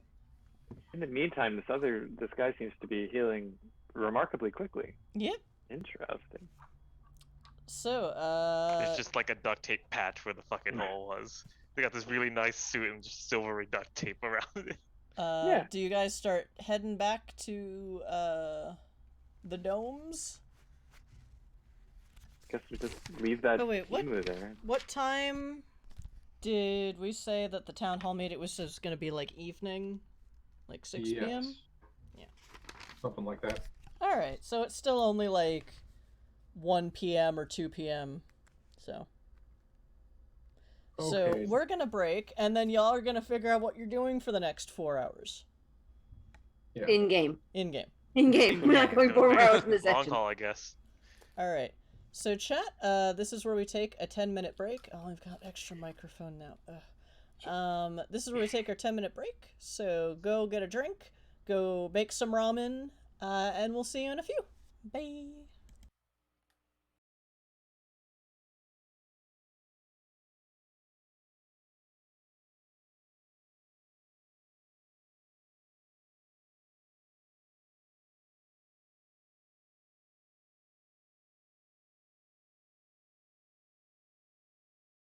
That's the right mic. Hello, chat, we're back, and I hope you can hear me. Because I had some audio. The OBS says it can hear me, so You're let's audible. hope. Yay! Yoo-hoo! Yoda, can you hear anyone else? We're also audible. Oh, nice. Okay. Confirmed. Testing. This is Magic Fish Radio, and the audio hates us this week. Better than Tuesday, where we all joined the Zoom call and there was no sound at all. But luckily we figured that out before we started streaming. Here it was the OBS and not the Zoom. Anyway, this is Magic Fish Radio! We have no idea- well, I have no idea what I'm doing. Yay. Which is great because I'm the channel producer and one of the GMs. We do TTRPG streams on Tuesdays and Saturday nights. Tonight is Exit to Eden, a world of darkness in space, where it's all the NWoD splats you like, hate, tolerate. And they are in a far-flung future in space, where there is no more veil. So the Supernats are out, but humanity has decided, or the government has decided they're an excellent scapegoat. So now humanity hates them in a lot of sectors of space. And also we misplaced Earth. Somewhere. Yeah. It's so far in the future. It's very much the Firefly kind of plot where we lost Earth, moved out, and then forgot where Earth was. Oops. The upside of that is that it was only Earth's sun that hated vampires. Most other suns and most other solar systems, not a problem. Listen, object permanence has never been a humanity's strong suit. Nope. ADHD brain can attest to this. So yes, when we last left our protagonists, they were in the process of meeting a new asshole who blew up a mountain and set loose an ancient science experiment of a cyber emu who then tried to laser a bunch of them after accidentally blowing up part of a mountain.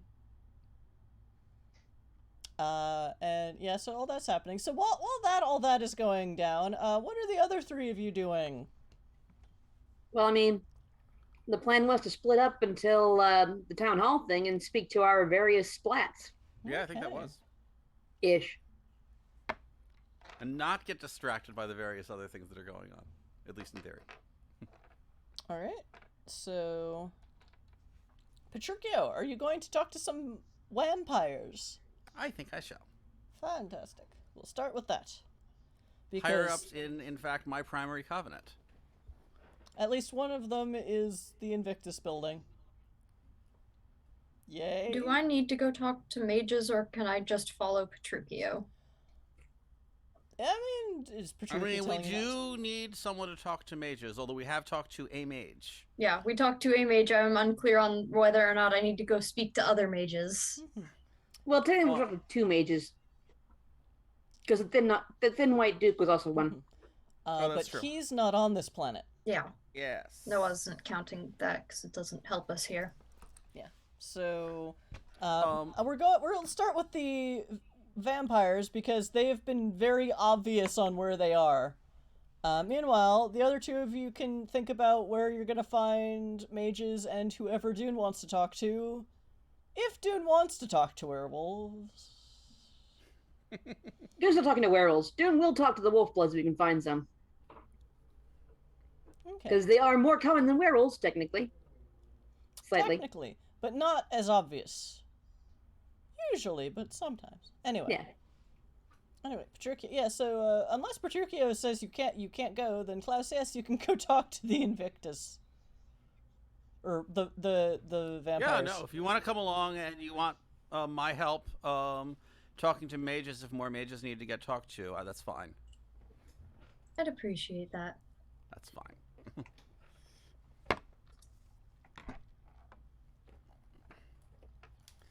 Bring up my NPC sheet.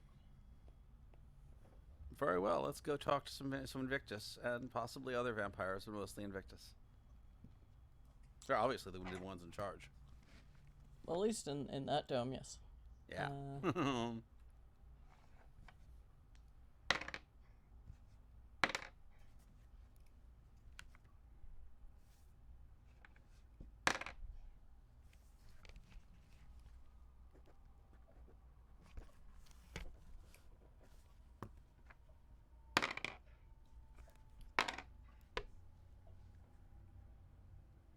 Sorry. Okay, so this habitation dome is smaller than the big warehouse dome where they've built out the shantytown. It still has those sliding double doors that form kind of the airlock. And you walk in, and the second set of doors won't open until the set behind you close. But unlike at the main building, there's no one really manning this one, as if maybe the people inside aren't so sensitive to air quality. But once you get in, you don't need the respirator. It's just, you know, vampires don't think of these things sometimes. They're far too busy thinking about themselves. And it's basically like walking into, think a dome-shaped apartment building with a courtyard kind of in the middle of it. Or almost like, in the first place my brain went to was Dragon Con. Not quite as big as, like, the Marriott at Dragon Con. I don't know if anyone else has been there. Okay, let me try another metaphor. Yeah, so it's sort of, okay. So it's sort of like being in a hotel with like a big kind of gathering space in the middle. Not too big. It's basically like a small indoor park with some of the flowers are fake, some are seedlings because this is a really new kind of space. I won't even make you roll. There is clearly some kind of magical circle here. There's sort of like a it would be pavement. There's sort of this garden area, and in the middle there's this pavement square, or probably concrete, some kind of concrete. And it very, very clearly has a circle of blood painted on it. Wait, that's not Invictus magic. Not usually. Yeah. There are a few people kind of there's a couple, well, there's a lady sitting in the park kind of reading a book. And there's a very ugly well, actually, would there be because odds evens odds. Yeah. So there's someone that you can only describe as a crone sitting next to a fountain, feeding a couple of small birds her blood. Right then. The woman sitting reading is wearing actually she's wearing t-shirt and jeans. It's not difficult to tell. Neither of them is blinking. Neither of them is breathing. Right. And there are people milling about in the upper levels. So it's like there's many stacking levels kind of going up. Almost like a hotel, but it's kind of curving inward. So from the smell, does it feel like this is basically vampire territory, or does it feel like they've got food supply as well as vampires? Roll it. Wits investigation. Sure.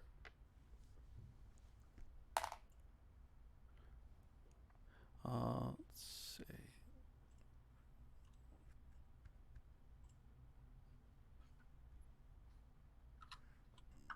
Actually, the very top of the dome, there's sort of a skylight, so it's getting pretty good sunlight in here for a vampire communal haven, basically. So sure, wits for investigation is 11, so 2 successes. Okay.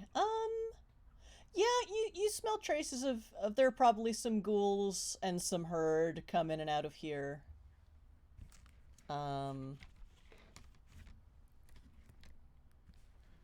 Although the population here is at this point mostly Supernat, there are still humans here, but they're definitely a minority now. But eating, drinking from other Supernats is a little touchy, Dicey. a little dicey. Yeah, it's a required taste. You need to practice. Since Dysnomia has no wildlife that you are aware of, clearly the what you're assuming is a Nosferatu lady brought these birds in. These are her birds. She's a bird lady. Apparently. I admire that. Also, just for reaction, can I make a check to get a quick sense of what kind of magic that magic circle is? Is that Sure. int plus occult? Or... Yeah, int occult. Yeah. Klaus, you can do it too, because it's kind of obviously like no one paints a circle of blood on the floor unless they're doing some stuff. 15.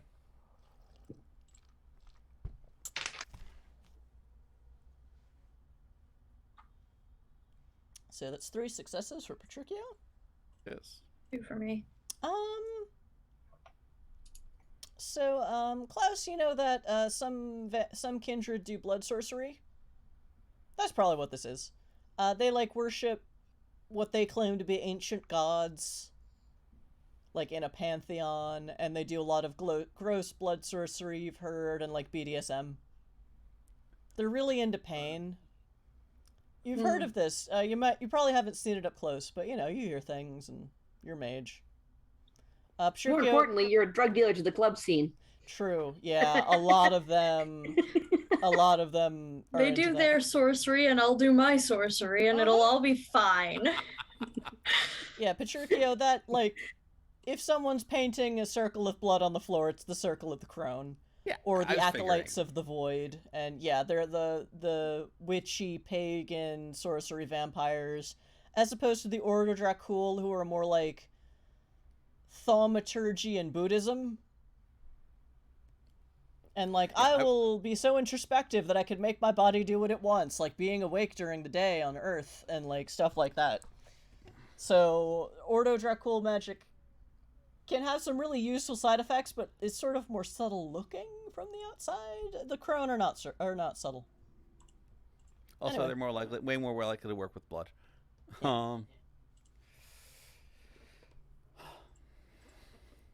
And I'm not even going to get into. Wait, I don't remember what the priesthood is. Oh, the Lankea Sanctum? Yeah, they're vampires for Jesus. They're kind of boring. Well, no, they're not boring. They're kind of terrifying. You get enough of them together and angry. They have their own rights. Those are different. Very different.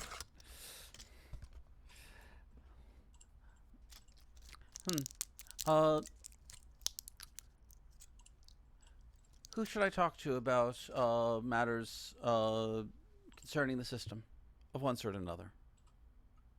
Who are you asking?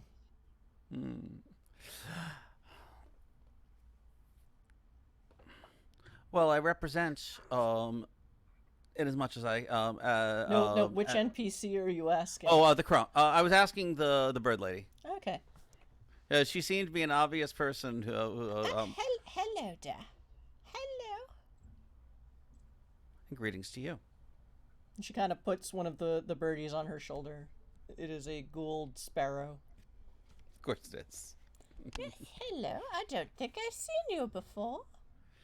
No, I'm a visitor. Oh, very nice. Well, this is where the kindred live. Apparently so. So, more than welcome. But I hope you brought your own snacks because we're running, we're still getting things up and running. So I guess. Well, I'm not planning on staying too long, but So there are some matters of import that I want to talk to people about. So Chirkio and Klaus, this woman, like, she looks kind of fucked up. On top of that, she just exudes this aura of, like, dread. Yeah, she's Like, an ass. Yeah, you're, like, Patricia's a kindred. He can kind of, like, yeah, whatever. Klaus, you're a Moros. This kind of thing is, like, you can both, not run away. It's my vibe, a little to the left. And you've met the mayor. Yeah, the mayor had this too. So yeah, you both Nosferatu lady. She's just like, all right. Were you looking for someone in particular? Well, that depends on who I can talk to. There's a matter of import where I want to gather people who might want to take a little trip to help out in the system. Otherwise, things can get very messy.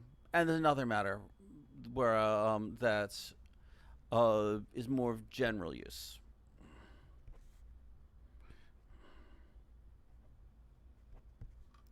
Could you be more specific? Like, Oh, road absolutely. trip to where? L. Absolutely. There's a little magical problem in Limos that is likely to cause it to blow up unless it is dealt with, and obviously the herd are very unable, despite their best efforts, to deal with it on their own. Oh, a magical explosion on Lagoi. Indeed, and the mages I've talked to think they could use help from people who are willing to help get in the way of bad things happening so they can fix the problem. Oh, this is mage magic gone awry. Well, I'm not surprised.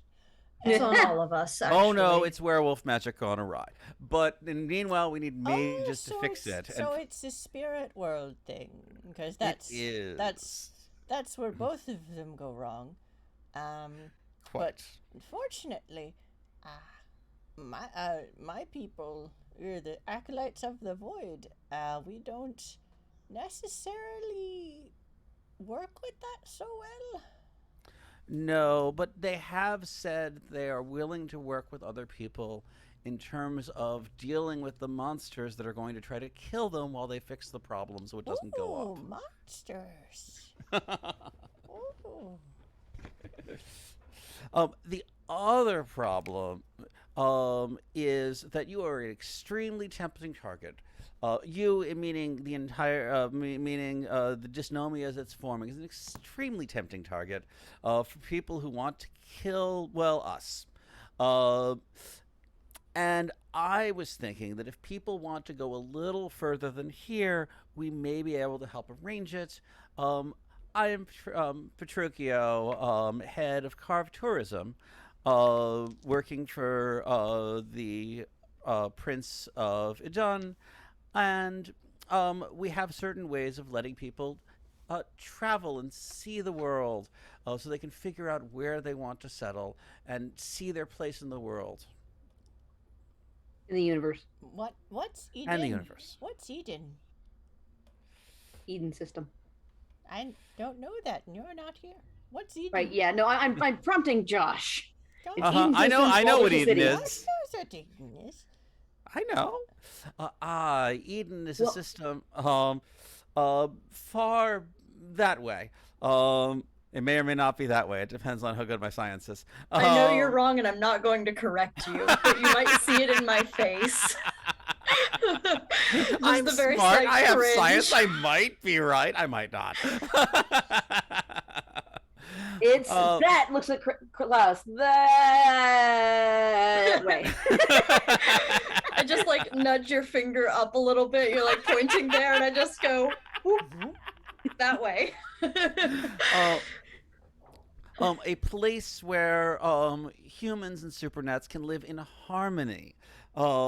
Something of great rarity in our modern universe. Oh, is it on the rim? It is not, in fact. Oh, it's an Expanse system. It is. I've never heard of it, but it sounds nice. It is very nice, even if it is very much full of changelings. But that's fine. Changelings are lovely. Fine. That means I don't have to deal with the hedge monsters. The changelings deal with the head monsters. Yes, it's yes. true. They do a very fine job of it too, truly. Well, they have to. They're from there. So they have the tools to destroy where they came from. Isn't that nice? And we have many contacts on the verge for those who are less interested in integrating in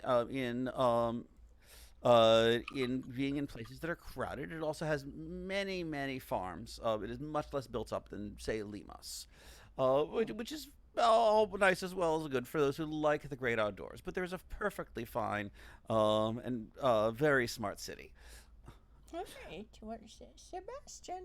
And she picks up one of the little birdies. Sebastian, and she starts whispering at it with animalism, you assume. And the burb nods and then flitters away. All right, well, Sebastian, we'll see who's around. And yes, there are some kindred who will probably want to fight monsters under Limos or under Legoi.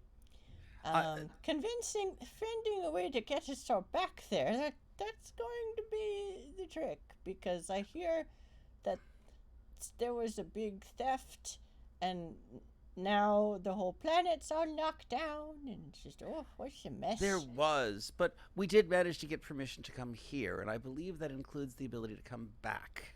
I hope you have a big spaceship. It's a lot of us. It's a special spaceship. Ooh, that sounds fun. Doesn't that sound nice, Tabitha? She talks to the other burb on the other shoulder. It can hold a lot of people if it has to. Many more than you might think. Well, I think there are some kindred who would probably like to help, and others who would like to leave. When it comes to, well, I guess they're more or less our prince.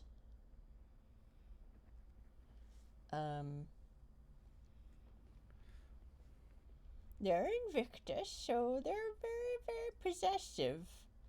I understand. This colony, and it's gonna, but I mean, they're not like the self-proclaimed prince on Legoi, so they're not gonna like force us to stay.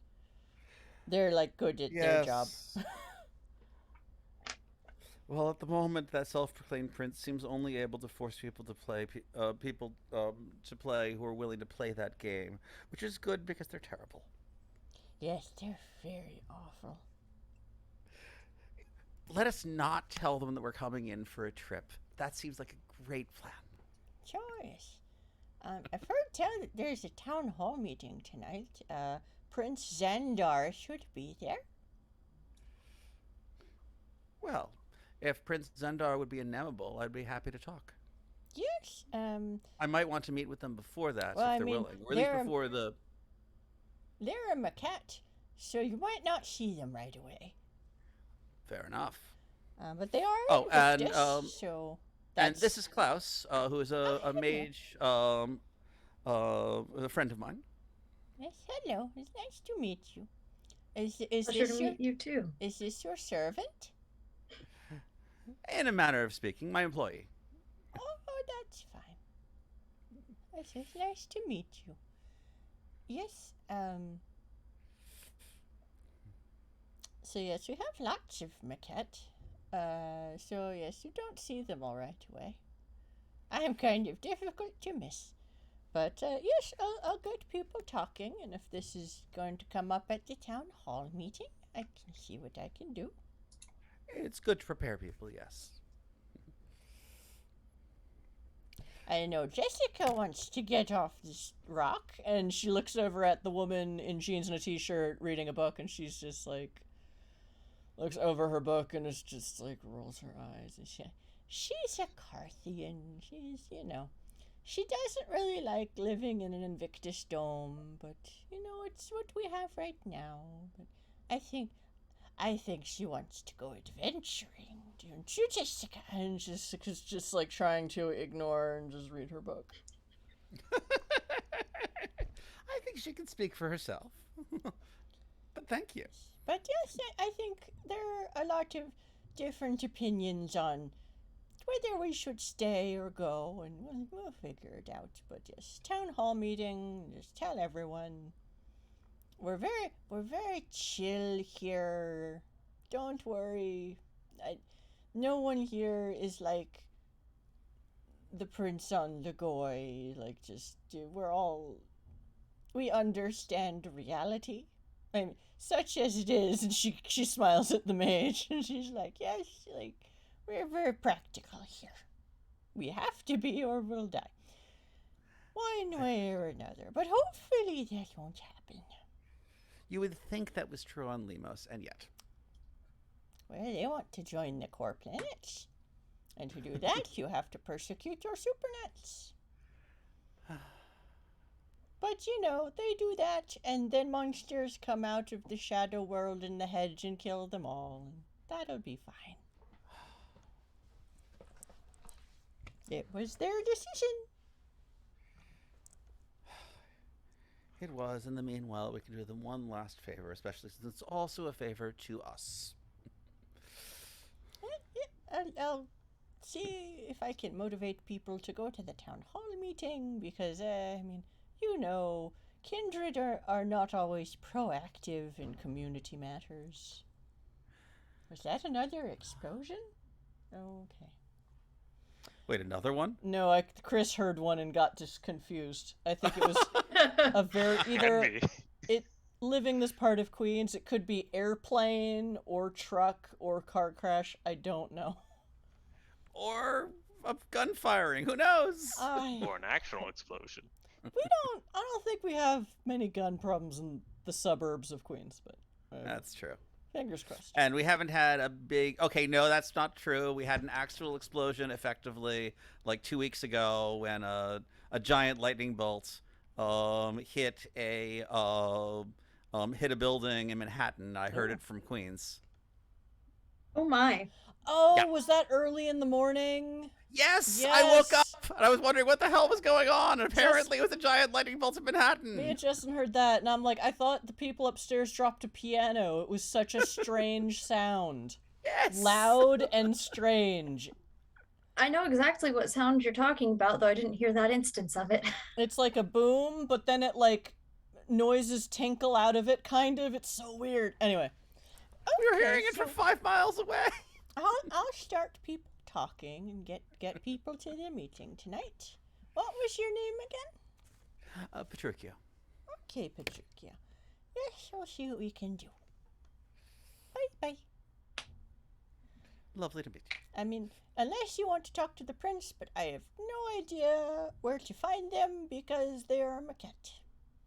Well, I'm sure if they want to talk to me, they can find me. Yep, it's a very small colony. All right, good luck, you two. How much time do we have to kill before the town meeting? I'd say by now it's like 3. Actually, no, it was still around 2 o'clock. We'll say it's like 2:30. Okay. So I think we're going to kill some time. If you want to cut to somebody else, now's a good time. Okay. And Klaus will think about whether or not they want to talk to any mages. Dune, is there anyone you wanted to talk to? Well... Yes. Dune's going to try and find the Wolfbloods. And because he knows that Wolfbloods come in 2 varieties, those more physical and those more spiritual. And the spiritual ones tend not to be very beefy. So they're probably not doing... Okay. I mean, being a horse or, having other essence draining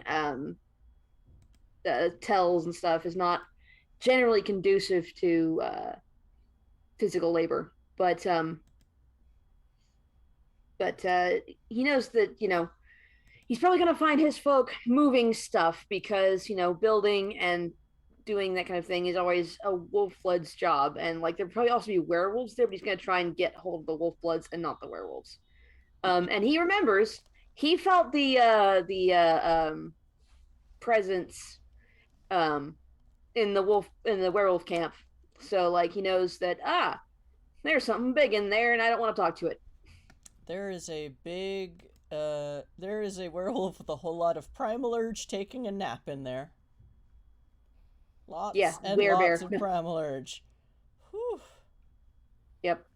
So he's looking for wolf bloods, and he's going to try and find a construction area, and then he's going to follow his nose, basically.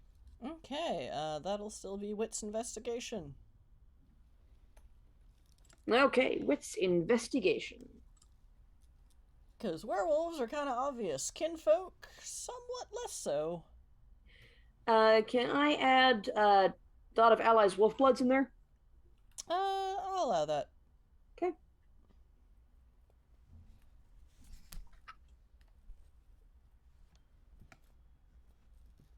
And okay. So that is 8, 9, 11 for 2 successes.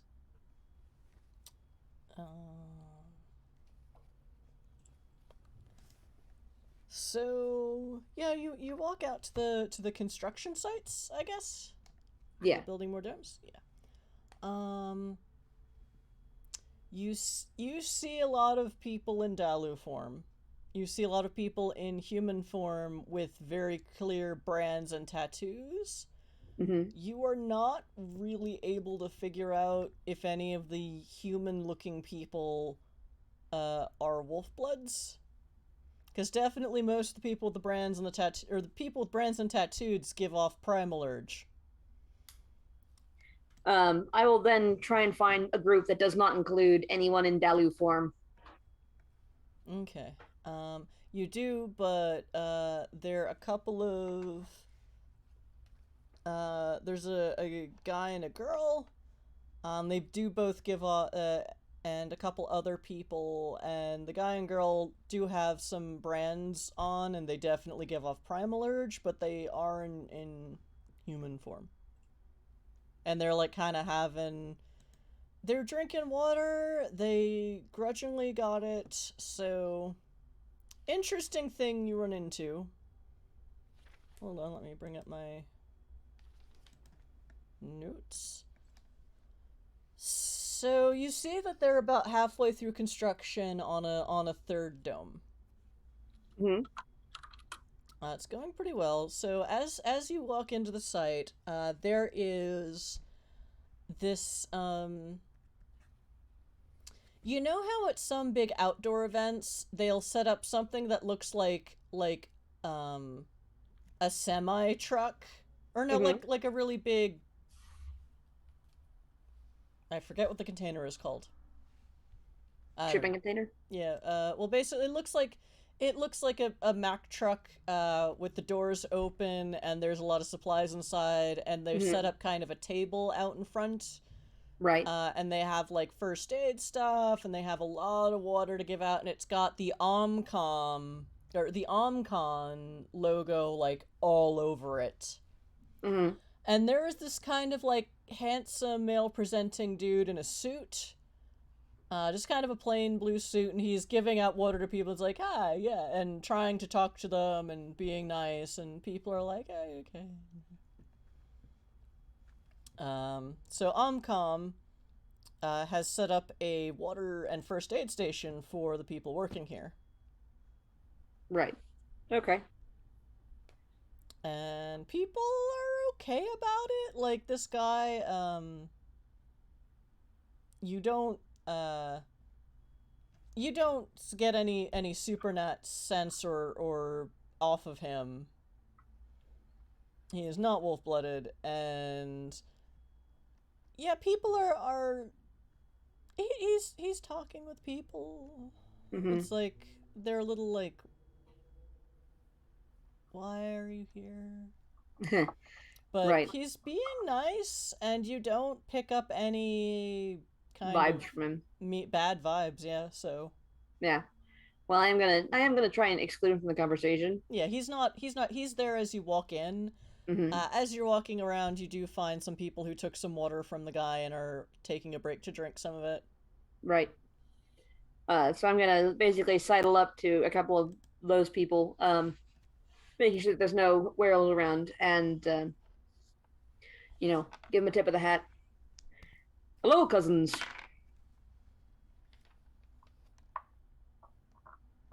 Hold on a sec. There. Sorry. So It's rolled. I will monologue while you're doing that. So as it seems on this fine moon, well, not moon, it's another planet, but it is something of a way station, though I do see that more habitable domes are going up. Still, the threat thereof of those habitable domes becoming targets for the more populated planet is one of the large concerns, as I understand it, in this area and in the surroundings. I was hoping to speak to some of the locals, as it were, about the possibility of perhaps leaving this planet and taking most of the vulnerable population who might attract the ire, let's say, of the what's going on? The ire of the general planet with us.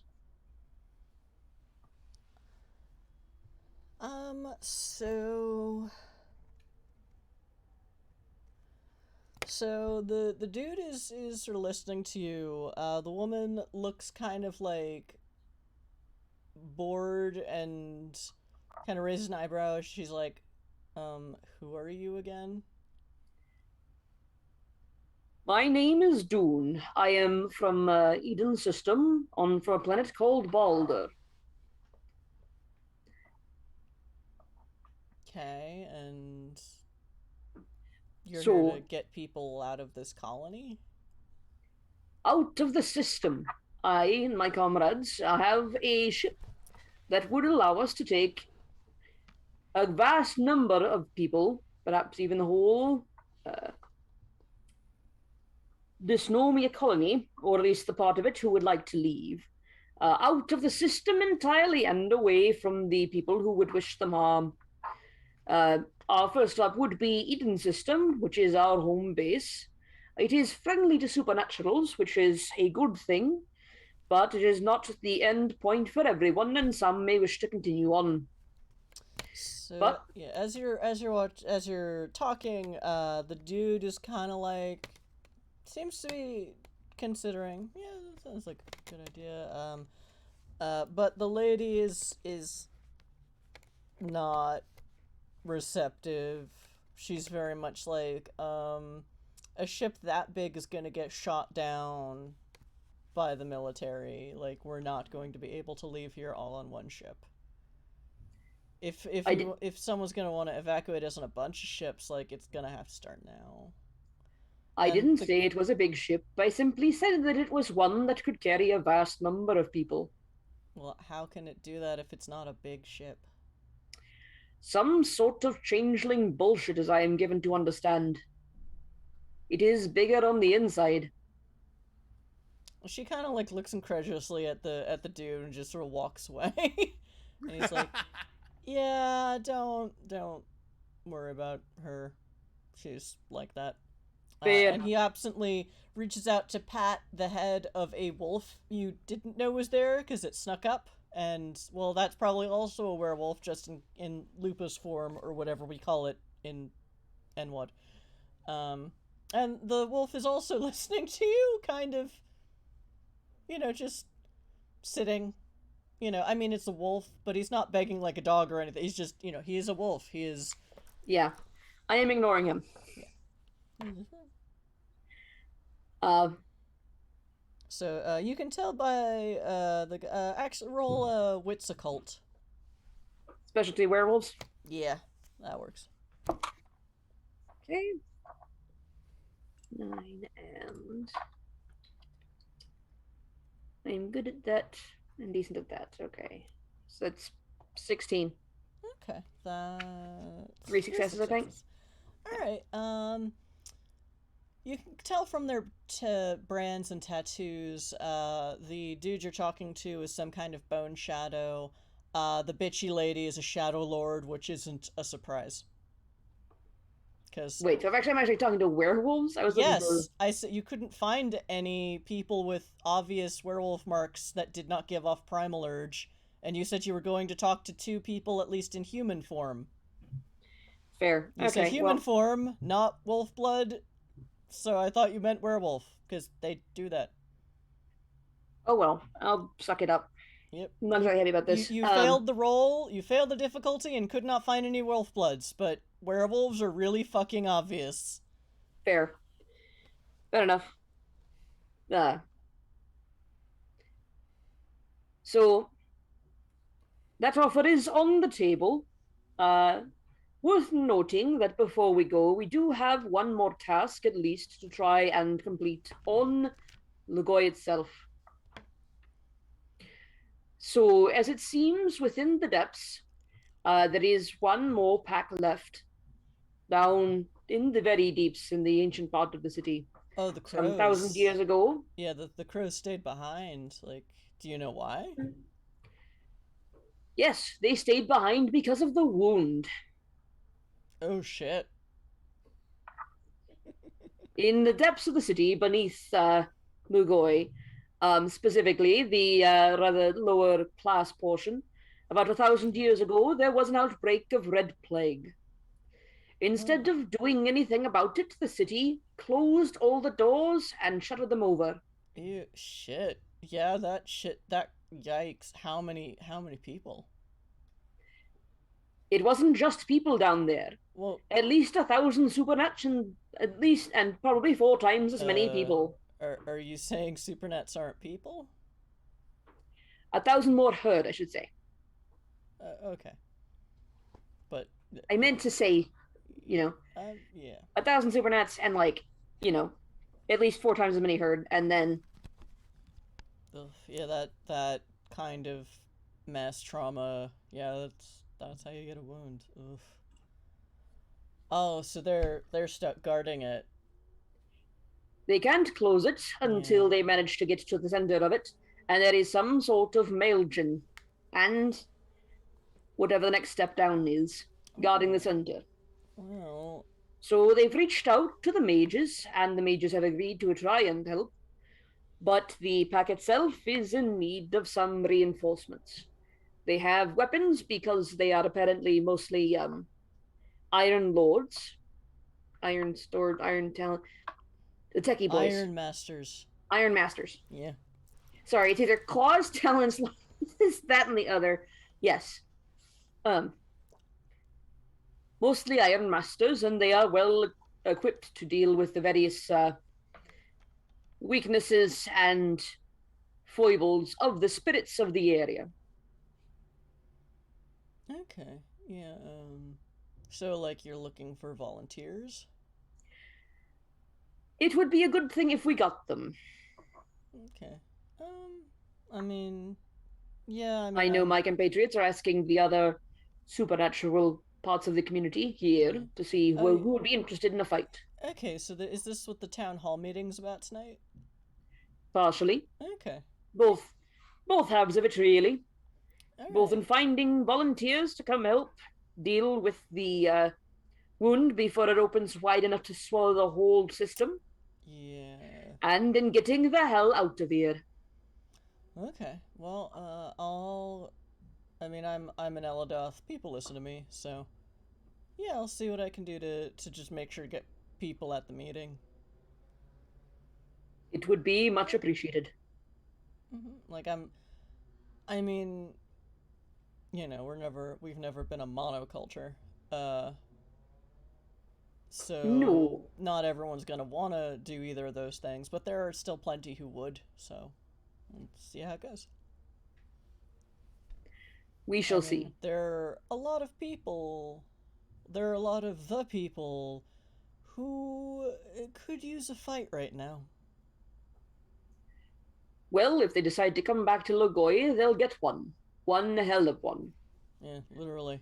Alright. And I will say that for while Idun's system is an Expanse system and is therefore somewhat advanced in technology and the like, its single city is 50 miles square, and there is grassland outside of it. Oh. If that would make it any more or less enticing to any of the people. Maybe some. I mean, most of us here lived on Logoi and, you know, grew up as city wolves. But, you know, some people are looking to leave that life, and people are getting a taste for the whole colony thing, so, you know. And I always hear stories about, you know, settlers out on the rim need, you know, help with problems that need biting. Indeed. The Verge is ever welcome to all of the people who have passed through Eden's system in search of a new place to live. As a matter of fact, that is what Karve is for. If you're looking to take perhaps a long vacation and one you don't particularly wish to come back from, then Karve is the tourism agency for you. That's a good front. We have many fine vacation packages, both in Expanse systems and on the Rim. I think I've heard of you guys. Have y'all ever moved a group potentially this big all at once? All at once, no. But I am assured by my compatriots that the interior of the ship is quite large. Well, that's good, but it's gonna take a lot of work to keep that organized and orderly. Like, there are thousands of people here, and a lot of them have magic powers, and a lot of them have tempers. I mean, it only needs to last up until we get back to Eden, at which point you can leave and go freely on other ships, or perhaps on this one. It would be up to the pilot. Well, I'll get people talking, so, alright. Aside, how many jumps is it to Eden system from here? Like, it was one jump, I think. I think it was one jump, I forget. I'm pretty sure. That sounds right. Yeah. Because I know we've been to other systems that have taken like 2 or 3 jumps, and then Dune had to get super drunk. That was just the end of it. Yeah, this one, well, it's another Expanse system, so... Well, I mean, they're usually, you guys usually go to Expanse systems. Anyway. Alright, so I'll see what I can do. Alright, thanks for the update. Like, if...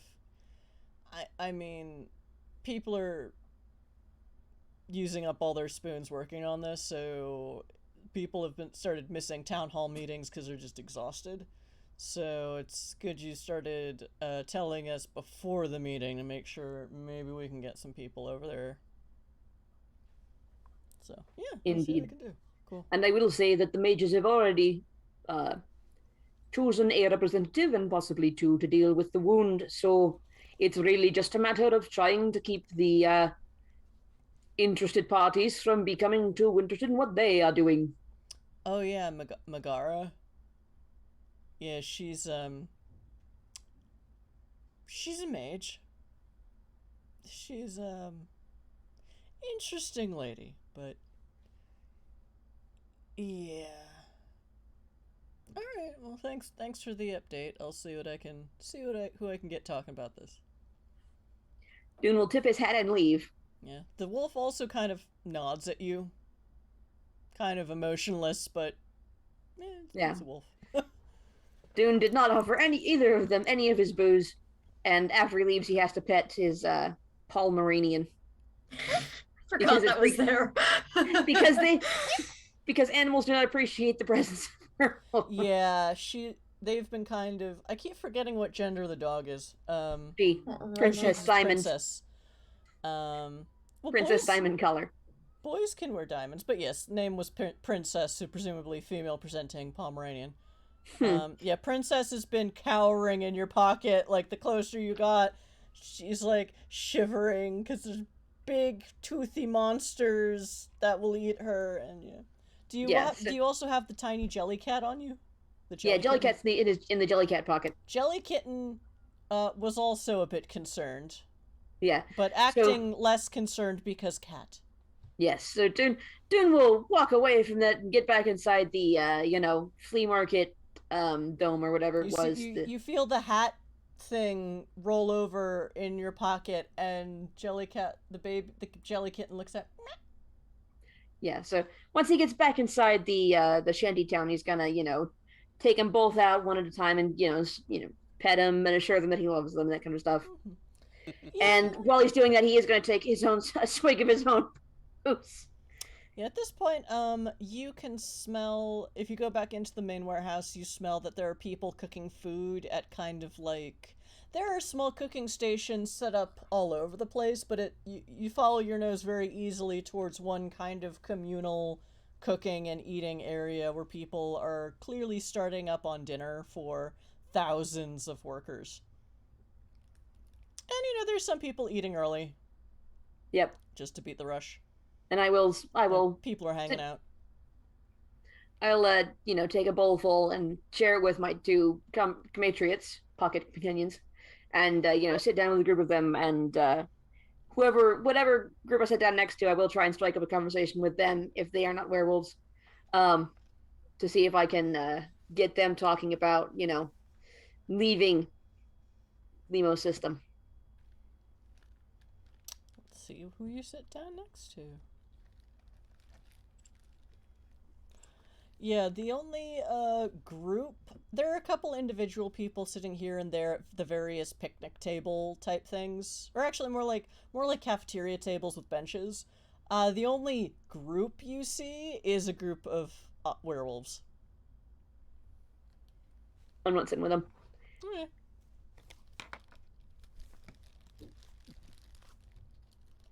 They don't seem super bitey. They're just, eating. They've been working all day and maybe having a late lunch or an early dinner. Yeah. And okay. Klaus and Petruchio, did you want to go find any mages or try to? How does one find mages? Well, we have some time to kill. Might as well. I was kind of hoping you weren't going to say that, but yeah, you're right. We should. I know. I am. Time is a sphere. You can kill it. It's fine. Didn't you get the address of that contact from the Duke? Or they talked to her last week. oh, okay. Yeah. Right. There's a VOD. We talked to her last week. There is also the Duke's contact who got the message from Megara-ish, kind of, the one the Duke called, but it's a mage. Well, no, that was Josh called, or Petruchio called their contact, who's like, okay. I'm here, I can find, that mage. I have that person's name written down somewhere, but I don't remember off the top of my head what it is. He's in my notes. Yeah. Tobias. That's it. Toby, I guess. So yeah, it's getting on in the afternoon. The cooking station has started working, and yeah. You may or may not find Dune there with Jellycat and Paul Moranian on the table sharing food in his bowl. The little top hat is actually sitting upside down with Jellycat kind of perched half out of it, like one of those tea companions that you use instead of a tea ball. So she's just kind of perched on the edge of the hat. So yeah, Dune is feeding them spoonfuls of whatever he's eating. Like, not a lot because they're much smaller than he is, but yeah, they're getting so much food. I'm gonna glance around the settlement and be like, gonna be honest, not really sure where to go looking for mages. In my experience, we don't tend to have a center of operations like everyone else seems to. Roll int occult. Both of us, or just the one who's a mage? Just the one who's a mage. Yay. This is about #mage life. Don't mages hang out in libraries or something? So Klaus, mages do actually have regular gatherings.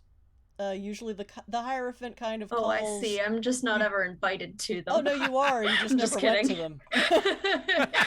And after people don't respond, they drop them off the mailing list. Yeah, no, So- that was completely a joke and completely out of character. Oh, those invites. Yeah. Oh, so I yeah. thought those were junk mail. It's not Oh, this uncommon. Vicky. Yeah, the effectively the prince of mages in any given place is a hierophant or some similar title, and they're kind of the political leader, organizer, arbiter of disputes.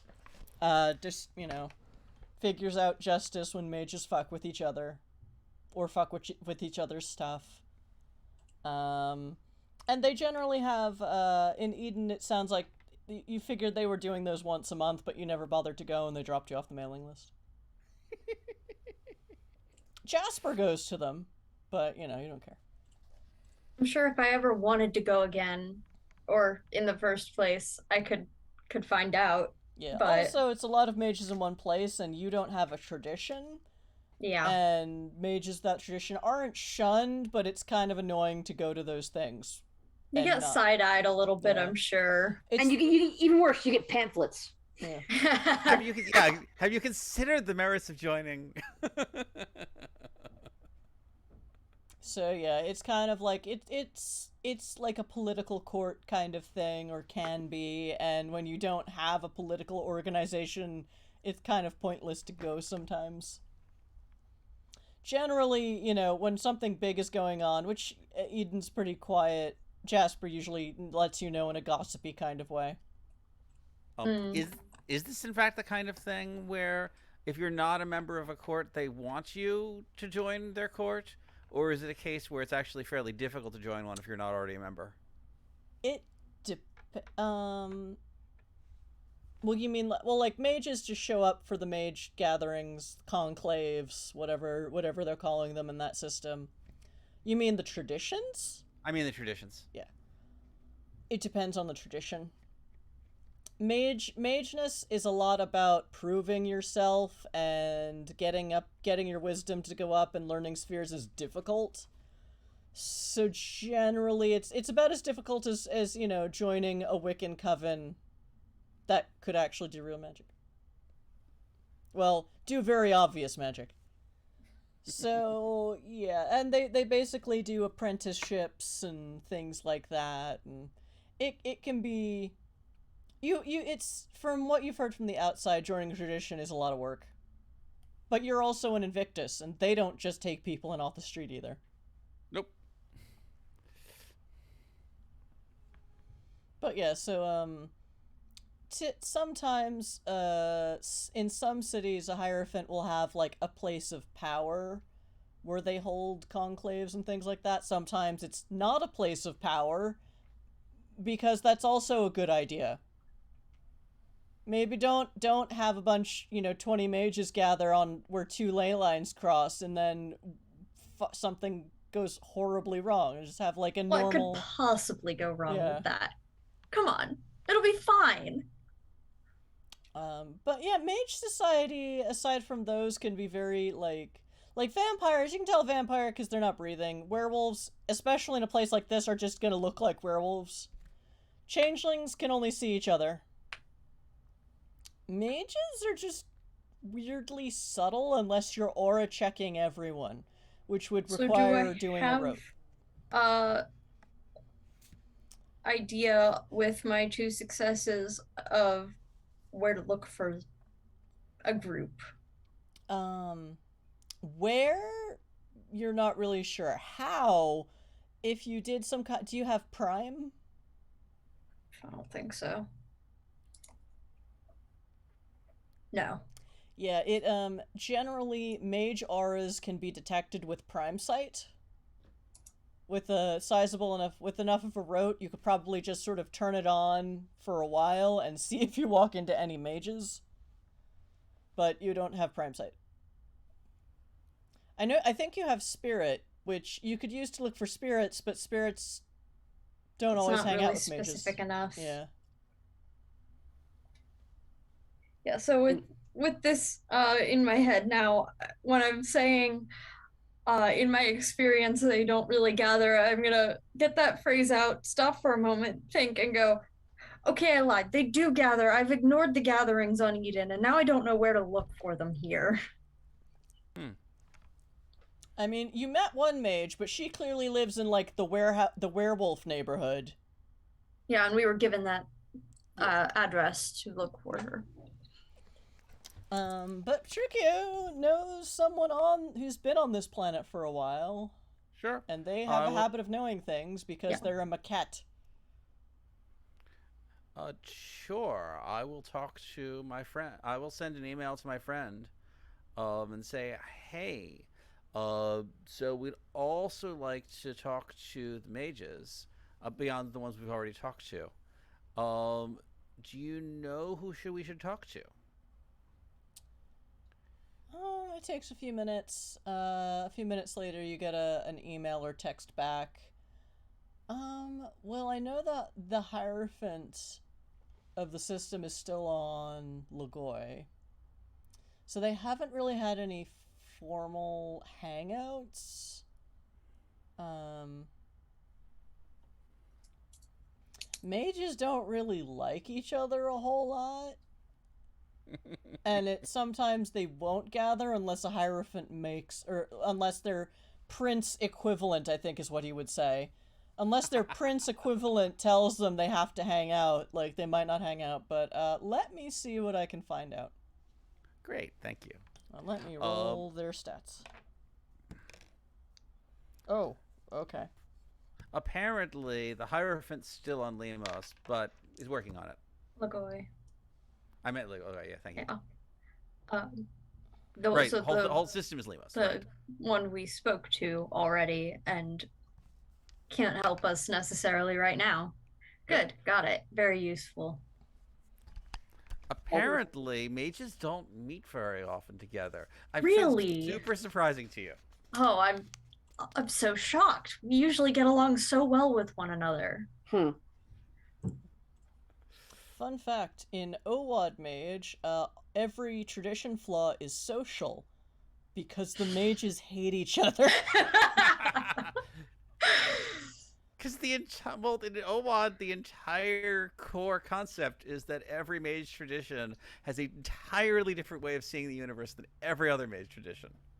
Yep. Whereas at least the mages in NWoD were formed cohesively and not based on geographic location or ethnic group. So they're just like, okay, what are the 5 archetypes? How do we make them work together? Okay, go. And yeah. How do you make them work together? The answer is you make them work together. Well, no, it's Mage Society is now made to be cohesive, but that still doesn't mean mages like to hang out. Because paradox. That's where I was going to. It's like, how do you make them? You make them because they don't want to.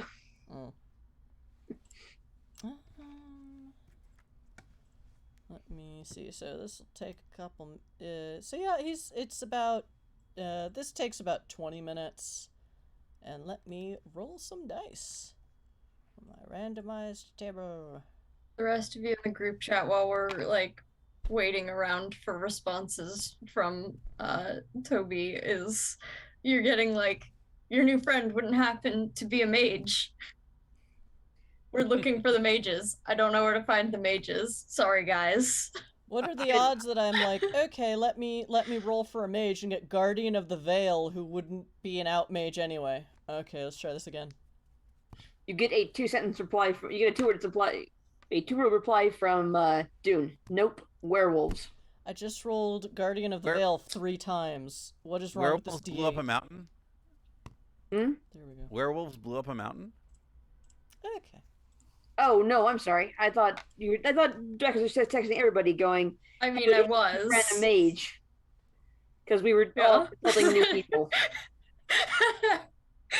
So, Shirikyo, after 20 minutes, you do get a text back from Tobias. Where are you? I'm sending her to you. I'll give a location. I think we're probably hanging out. We're near the food tent, aren't we? Also, Digger's response in our Zoom chat here was, Klaus, have you consulted a mirror?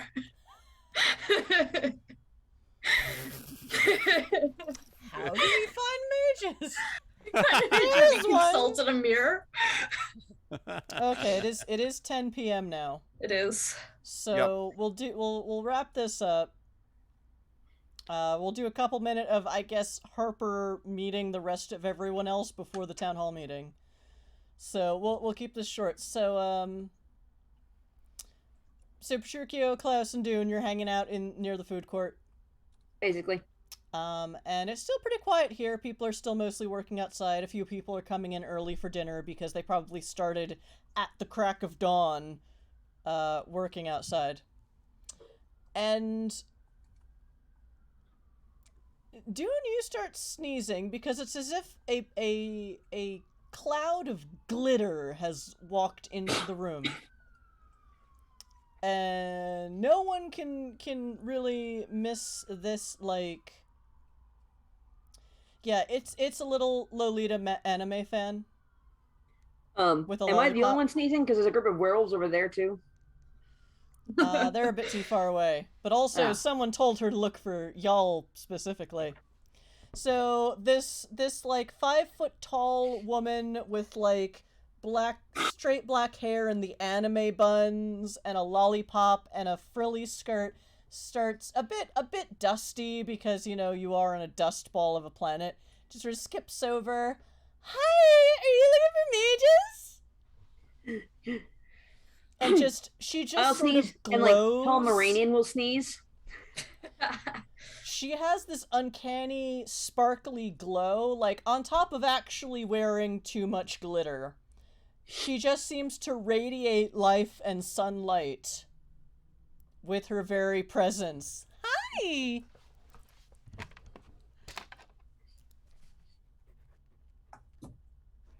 Dune will not covertly in the slightest reach into his pocket and pull out a handkerchief. Reach into another pocket and pull out another handkerchief and put it over Pomeranian. The jelly cat looked like glitter glue now. And she picks up the kitty immediately, and the jelly cat is kind of not upset or scared, just kind of confused, like, what is this? Kitty, kitty, kitty! You're a little slime ball kitty! Okay, kitty, kitty, kitty! Careful, it's corrosive. Careful, it's corrosive. She's so slimy! Hi! She drips out of the hat into my hand! And the kitten kind of drips and is like, okay, this is nice. Kitten likes attention, is not afraid of glitter person. I will casually scoop Pomeranian back in my pocket. Well, Pomeranian wants to talk to the bouncy girl too. Bouncy girl was making Pomeranian sneeze. Oh, that's true. Okay. Jellycat may or may not actually breathe with lungs and sinuses, so Jellycat is immune. Class, roll wits occult. Let's go with that. The anime girl is now singing a nonsense song to the jelly kitten, and it is adorable. 3. Between this and kind of the revulsion you may or may not feel, you suspect that she is an Obramos. Oh, okay. Which I believe their two dominant spheres are life and forces, i.e. people who can do energy stuff. Or was it prime? I don't know. Either way, could explain force of glitter aura. But yeah. So, what do you guys want to know about the local mages? Well, I'm Tippy! For a way to get word out to people. We have a couple of propositions for the citizens here, and like the megacorps who are trying to buy us all out? No. Or no, we buy kind our of loyalty. hate them. They're trying to buy our loyalty. Even though the government's probably going to nuke us all to death. But, you know. They whatever. totally can't buy our loyalty. They're trying, though. Well, they can try. I mean, No, the but the first nuking aid us all to station. death is kind of the reason our group came to think the this megacorps planet are in the just first place. Hedging their And bets. But... yeah, well, we think we have a way to get everyone off the planet if people are willing to hear us out about how we're going to do it. And well, there's a town hall meeting, and you can do it there. That yeah, is is it likely that people are going to come to it? The mages, anyway. Well, people have been kind of slacking off in the town halls. I always go because they're always fun. But I can start telling people if they want to get off planet to come talk, and you're going to talk to them about it. That would be fantastic. She is just vibrating, and you don't know how you feel about this. You're a vampire and a Moros, and Dune is allergic to her. I'm a little put off by it, cat, but actually. we need her energy right now. Y'all are tired. This system sucks. Also, I'm By the way, I would told acquire my you cat are back. bored. Thank you very much. Okay, she's adorable, and she pours the cat back into the hat and hands you the hat back like it's a little cup. Much We appreciated. do love our jelly cat. I'll do the thing where you're having to hold with one hand, but you're also using your thumb to like pet the cat. Where can I get a jelly cat? Oh wait, you were telling me things. Probably, Tell me- probably on the planet Baldur where we come from. It's an Eden system. They're kind of Did our jelly considered cat come pests from there. Baldur? Yeah, it How just could like they wandered be into our pests? office, if They're I recall joking. correctly. Sorry. What were we talking about? Okay, what's else? So you come from a nice place. Yes. Cool. With jelly Okay. Where cats. they don't try to kill us for being supernats most of the time. Cool. Is it on the verge? In the It's in the Expanse. Expanse, right? Yeah, it's in the Yeah, it's in the Expanse. Oh, wow. Okay. They're not trying to join the core planets and like kill us all? Cool. The current governor is very opposed to that plan, given the fact that the current governor is, I believe, embraced. That would be a most unwise decision for them to make. Cool. I want to see this city. Anyway, Very nice. So you want to help get people off this planet before the government nukes us? Yes. Pretty much. Cool. I will tell people about that because there are definitely people who hate it here. I'm good anywhere, but I will probably run off with pirates soon if there isn't another option. Because pirates are cute. I'd recommend Well, another we know a option. So, what did Klaus say? I'd recommend another option. I recommend not privateers. Other kinds of pirates. Oh, not are privateers. classified. Not Out of I like privateers. how Klaus is like, Sail the maybe boat, don't, and didn't Dune's get like, well, we nearly know a guy. murdered. No, just like normal pirates. Not like the evil changeling pirates that kidnap people back to Arcadia. That sucks. Well, I mean like normal pirates. Who just steal from the rich and sell to whoever. And then aren't assholes about it. Yeah, I I was heard gonna that say, just like, happened on we Limos. know a guy. I heard that just happened on Lagoi. Someone stole a whole bunch of guns. Yeah, we don't know what's going on with that. Okay, so you're offering to get us off planet? We are. There's another mission as well. Oh, cool. What? But I will let Klaus talk about that if they want. Okay. I think we have everything we need, but more hands would be helpful on this. But basically, there's a big problem back on Lagoi. And There are there's a lot of werewolf- problems. Yeah, well, there's this problem that's supernatural in nature that we have the opportunity to fix, which would save us all a lot of trouble down the line. There's an entire werewolf clan that can't leave right now because they're guarding this thing, and yeah, it's a wound from a red plague outbreak, and Lagoi, as Lagoi does, tried to bury it a while back, and it's just a lot of bad vibes, but we have the chance to fix it and You let say everyone- the word wound, and she kind of stops vibrating for a sec. yeah. Oh, wow. Did you talk to Yeah. Megara? Yes. Good. Because I'm Yeah. not a master of spirit. Yeah, nor am I. No, we I basically took one look at that and went, can't actually help with that myself. Okay, so you need... So Megara's doing it, so she'll need other mages to help her close it, and Firepower. Megara sometimes forgets to ask for help, so I'll go talk to Megara and then Yeah. I'll help. And also, I guess, adamantine arrow to fight it. Maybe. We'll see. Okay. Well, this will get people to come to the town hall. Yeah, a lot of people That don't was like the to stay hope. here. Like, some people are like, no, this is ours, we keep it. We see a thing and it's ours, and they're probably not gonna leave. But, you know, the rest I of us... understand that. I think they're fools, but Well, if they surround themselves with enough herd, they probably won't get nuked. Oh, but we're mages, we don't have herd. I know, but I mean enough people who are not Supernats. But if it's all Supernats, they have very little incentive I not don't to know. make things go boom. That would have to be a lot of meat shields, because governments have nuked places for less. I know, it's a problem. Like, governments are bad. I wish we could live without governments! And with that, Klaus, you figure she's free council, which are the mage equivalent of Carthians, anarchists. Everyone should be happy and share, etc. Anyway, okay, and she just bounces, without a word, just bounces away. You don't know where. There's just the puff of glitter goes off into the distance. The werewolves, she actually waves to the werewolves as she's skipping by, and some of them wave back. That also sneeze, but, you know, she's nice. She's an uppermost.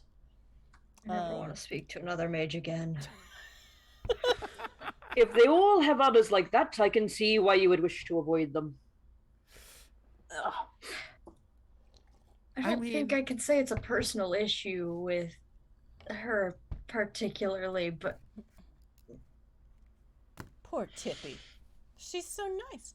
Anyway, at this point, do the changelings and the werewolves return to the central location? Probably after quite a bit of arguing on whose fault that was, but Yeah. eventually. Digger, you know, the local Nova and Summer Court and West Court and some others are like, so I'm just gonna say, the emo got away. So now a whole bunch of very martial changelings are gonna go hunt it down. Because they know that the domes are important, but they like beating shit up. And they kind of need that right now. So, not the entire of those courts, because, you know, the town hall meeting is happening. It's not a wild hunt. Yeah. Not yet. Well, we'll see. I forget what that means in actual Changing the Lost now. I don't either, honestly. Actually, the wild hunt is, hunters that bring changelings back to Arcadia. I think that's part of the huntsman thing. Oh, okay. So, you don't want to say that term in front of a bunch of changelings. Just saying. I mean, you could. It would be fun to watch for about 5 minutes. And then it would just be blood everywhere. It depends on how said changelings work with their feelings and then express them. And if they express them by stabbing you, that's just how it goes sometimes. So yeah, so Digger and Sungrazer return with a guy I think at this point your wound is healed. It's been at least an hour. Right. But yeah, there was at least an hour of arguing and also talking to the science person who has more data now that they know there might be more secret metal in the mountain.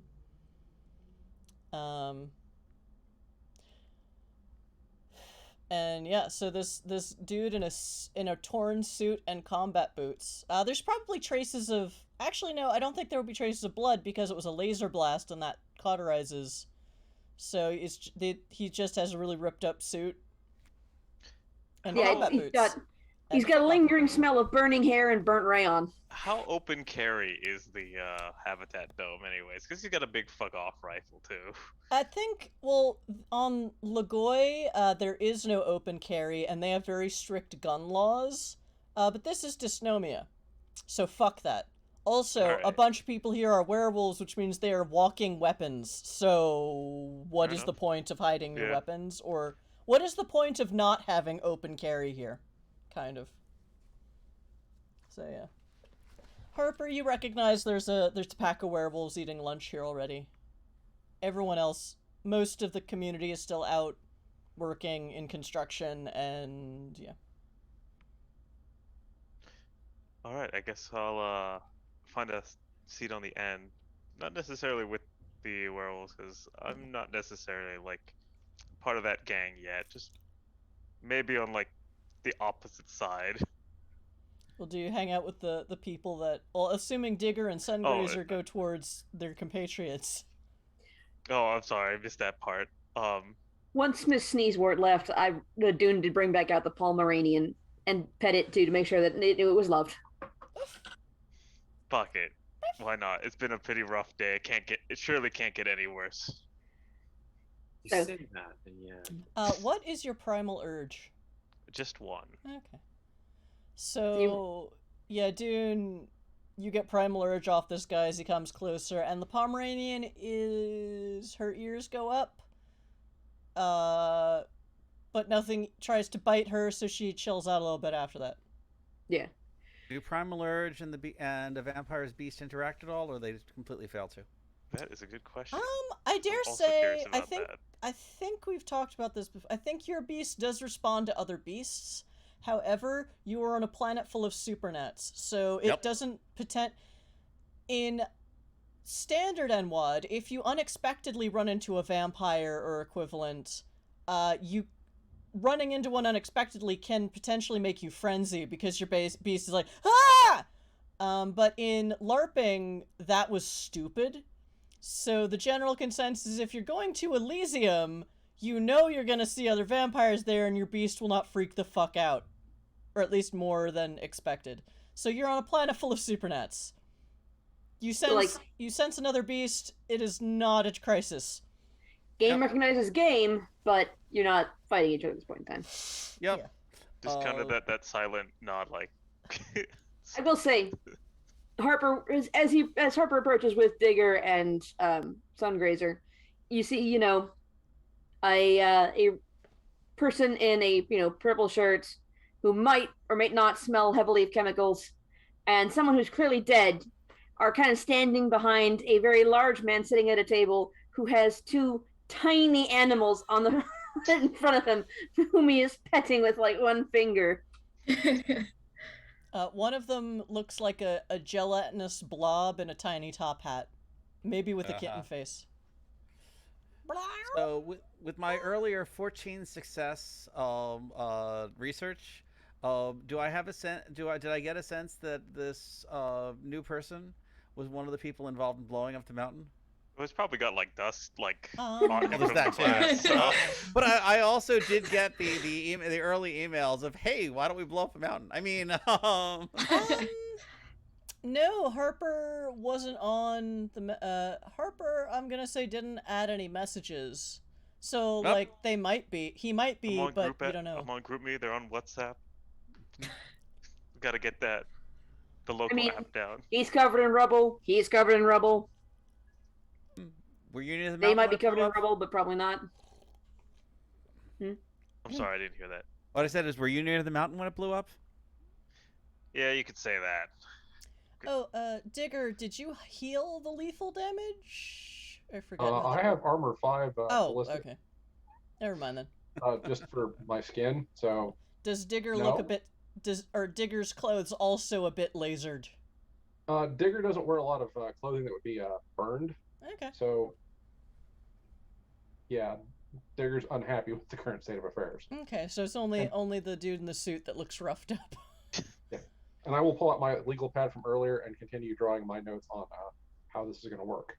Mm-hmm. Do I recognize the wound or lack thereof and the suit from the picture that Sungrazer sent earlier? I'm gonna assume it was a close-up shot, so you definitely recognize the color of tattered clothing. Yeah. So if this dude healed this fast, magic. Yeah. So as you walk up, we're gonna be like, "Oh, you're the guy who got shot. You really didn't just walk it off." Adrenaline's a hell of a drug, ain't it? Yeah, something like that. I suppose. How many hours have passed? Has an hour passed? Is actually more to the point. Yeah, I'd say an hour has passed. Close took a beating. Yeah, maybe I should. Next time I'll take the body armor out. Might be a good idea. I can see what I can do about the clothes if you want. Fuck it. I'm gonna start taking off the jacket and gonna hand it out. Like, this can't get any more worse than it is now. I'll take it and start looking at it, but I can save actually doing anything until next week. Okay, we can Or work 2 out weeks the from now. route after the stream ends because we still haven't. Yeah. And it's not neither player nor GM has figured out how to how to decode mage magic, which I am very nearly there, but I need to clarify some things with you, and we've just never sat down to do it. So but we'll make time at some point here. also you were an overworked college student until 2 weeks ago, so we'll get Yeah. to it. Freedom. Freedom. Freedom. All right. So with that, you know, there's food. Y'all are hanging out, waiting for Harper probably found that his stash of whiskey in his footlocker is probably broken.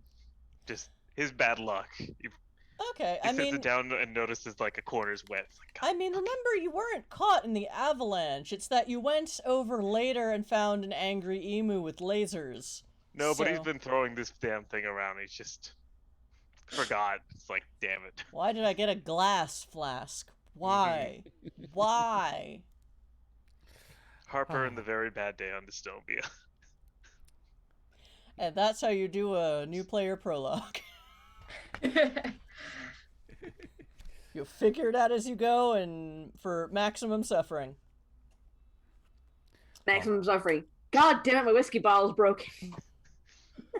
The real loss. And you're not sure you're getting paid now.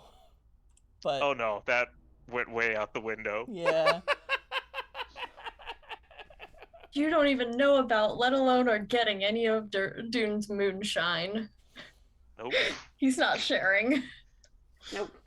We'll cross that Yeah, we bridge. may want to do introductions next time, since we're close to the end here, and Harper's just meeting most of the group. Yeah, Harper, you see a bunch of weirdos. One of them isn't breathing. Great. One Wait, of am I them has actually not pets. Am I actually not breathing? That's an excellent question. I don't have to breathe. You don't It's have to. optional. Some kindred, I don't know if there's still a blush of health merit, but some Yeah, kindred. I'm typically staying in blush most of the time these days. Okay, that costs See if it- blood though. I was gonna say It's it's even true, one easy a to tell day. because wouldn't he be the only person without a respirator? Well, they're not wearing the respirators inside. But, Yeah, like, I on their did bring one person, for though, cover. right? Yeah.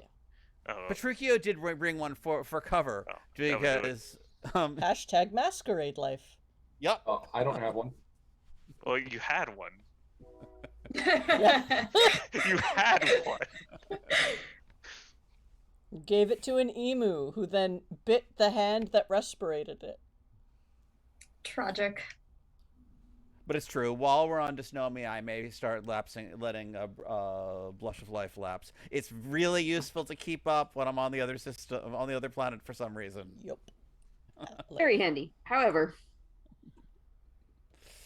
Luckily, the masquerade was never abandoned, just sort of paused. Until they needed it again. Anyway, so yeah, I think this is a good place to call a game for the night, and next week we'll get to the 800 NPCs. Or rather, in 2 weeks. So, boy. chat, thank you for hanging out with us tonight. I hope we gave you adequate, ridiculous space distractions and sudden attack emu, and I'm not sure if there were any other NPCs purchased tonight. Oh, Dave bought a player more. plus one. there was one more. Enola Day, the happy nuclear bomb, who likes, who's happy to see you, and will talk here about all the wonderful non-destructive things you can do with nuclear bombs, One really hates us. which I feel like is probably a Fallout reference. Is that a Fadier one? Yep. Yeah, I figure. When was that dropped? Because I don't see it. A long That was while dropped ago. way back. Okay. That was dropped at. I don't have timestamps enabled. I scroll back like it's gonna. But near the beginning of the stream. Neither do I. 8 successes. What mountain would be Puka's message before it? So Here we go. Enola Day.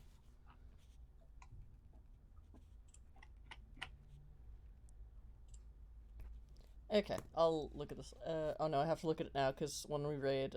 Okay, so.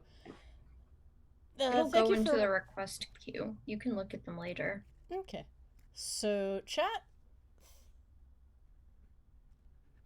My ADHD is all over the place right now. Okay, chat. Thank you for hanging out with blah, blah, blah. Thanks for hanging out with us tonight. I hope we provided adequate nerdy distractions and explosions and lasers and hapless werewolves.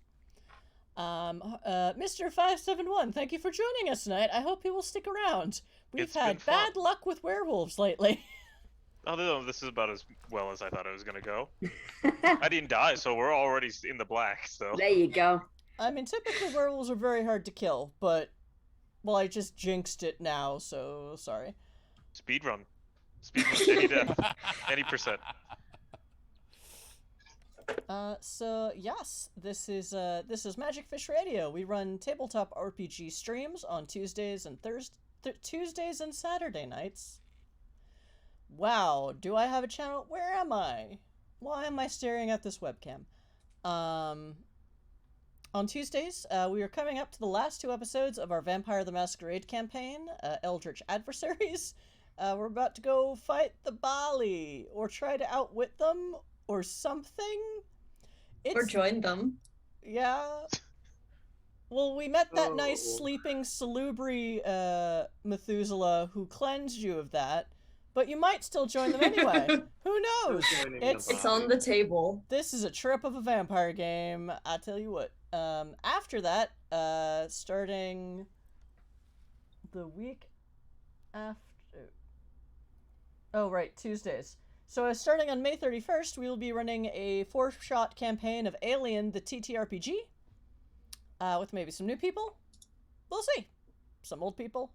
It's going to be fun. There's going to be probably ridiculous PvP and monsters. Woohoo! Game over, man. Game over. Game over, man. And after that 4-shot run, we are then doing 4 sessions of G.I. Joe from the Essence 20 system, which we hope will be okay. Because our Tuesday night GM has already been traumatized by Essence 20 because someone didn't proofread the Power Rangers pre-gens. Trauma in his heart. He is broken. But we'll see if some 4 weeks of Aliens can fix it. So yeah, if you're interested in playing any of these games with us, also, I think since I had to break out the 9-cell format for tonight's game, I think we're good on Idun players for now, because we also have another new player coming up next game, who couldn't make it tonight because life stuff, and but we have this every other week, alternating with Exit to Eden, we have Indie TTRPG one-shot night. Next week, Dune will be running Caribus, the Crystal City, which is a very fun game that we had to do a lot of house rules to get it to fit a 3-hour window. But Dune just got all of the Kickstarter stuff, and there's a lot of new toys to play with. So it's gonna be great.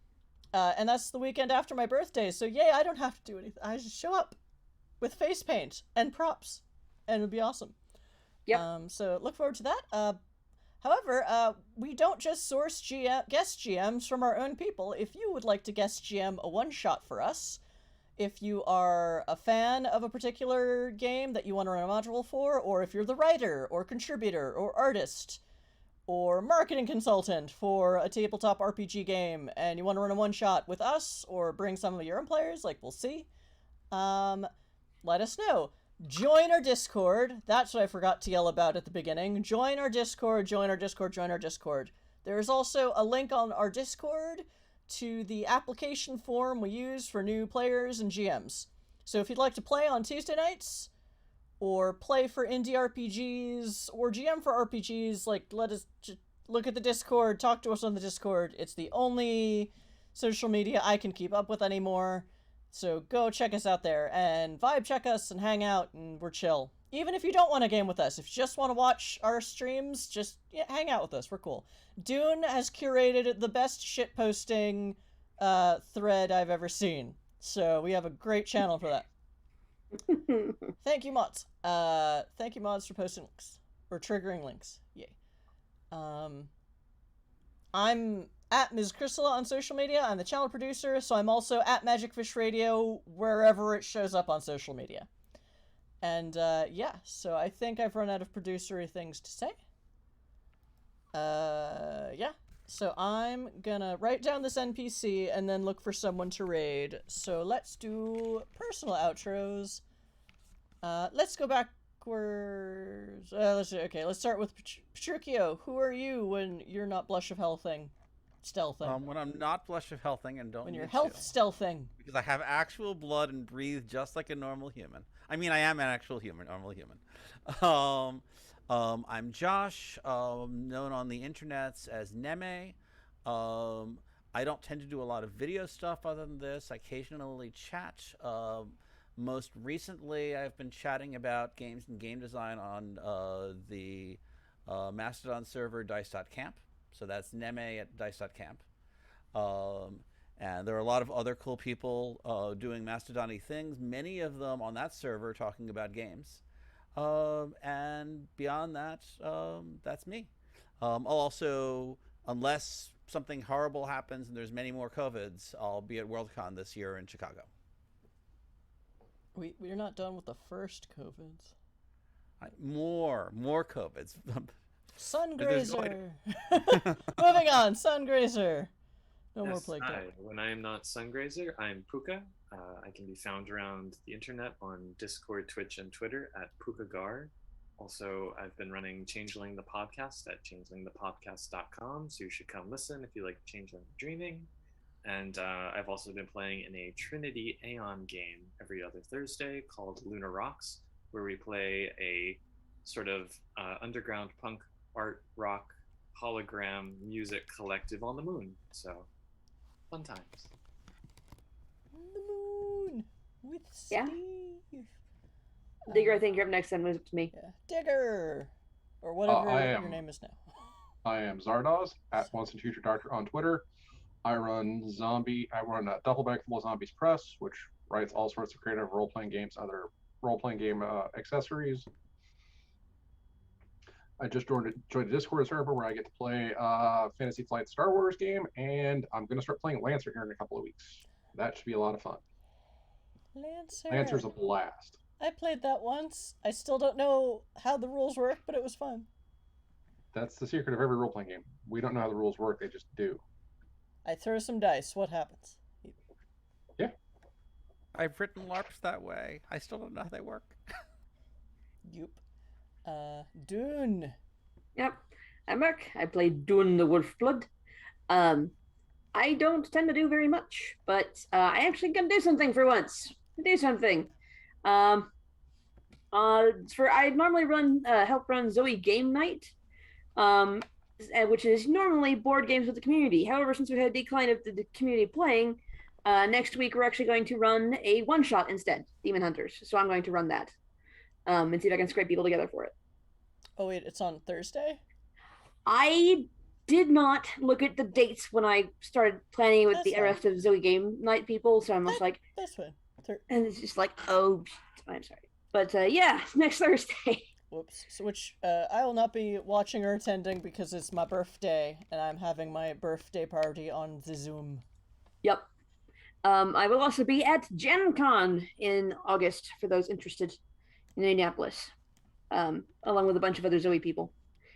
Yeah. Dracus. Hi, I'm Dracus. I've been playing Klaus. You can find me here on Tuesdays, at least for the next 2 weeks, playing Vern, who might go evil. We'll see. We'll see. It's totally on the table. Yeah, you can find me online as actual Dracus, just like I am in chat here, and I will also be at Gen Con this summer, so running Demon Hunters. It'll be fun. And Harper. Hi, I've been Harper. I'm Mr. 571. You can find me on Discord, and good luck finding me anywhere else. Kind of a ghost.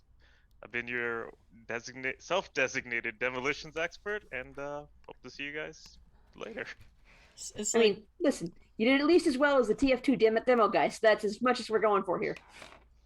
it's like the old days of the steampunk movement. If people just kept saying they were steampunk experts and historians over and over again, eventually either it turned out true or people just didn't know to not believe them. So long as no one else walks in with a detonator and a brain, we'll be okay. Don't tempt them. Chat can buy NPCs. So which one of those things did you not walk in with? Yes. Anyway, chat, we are going to raid Happy Jack's RPG. They are running a one-shot of Quest. I don't know what that is, but it's... It's a indie counterpoint to Dungeons & Dragons. It's a lot of fun. Ooh. Yeah. Quest! Quest!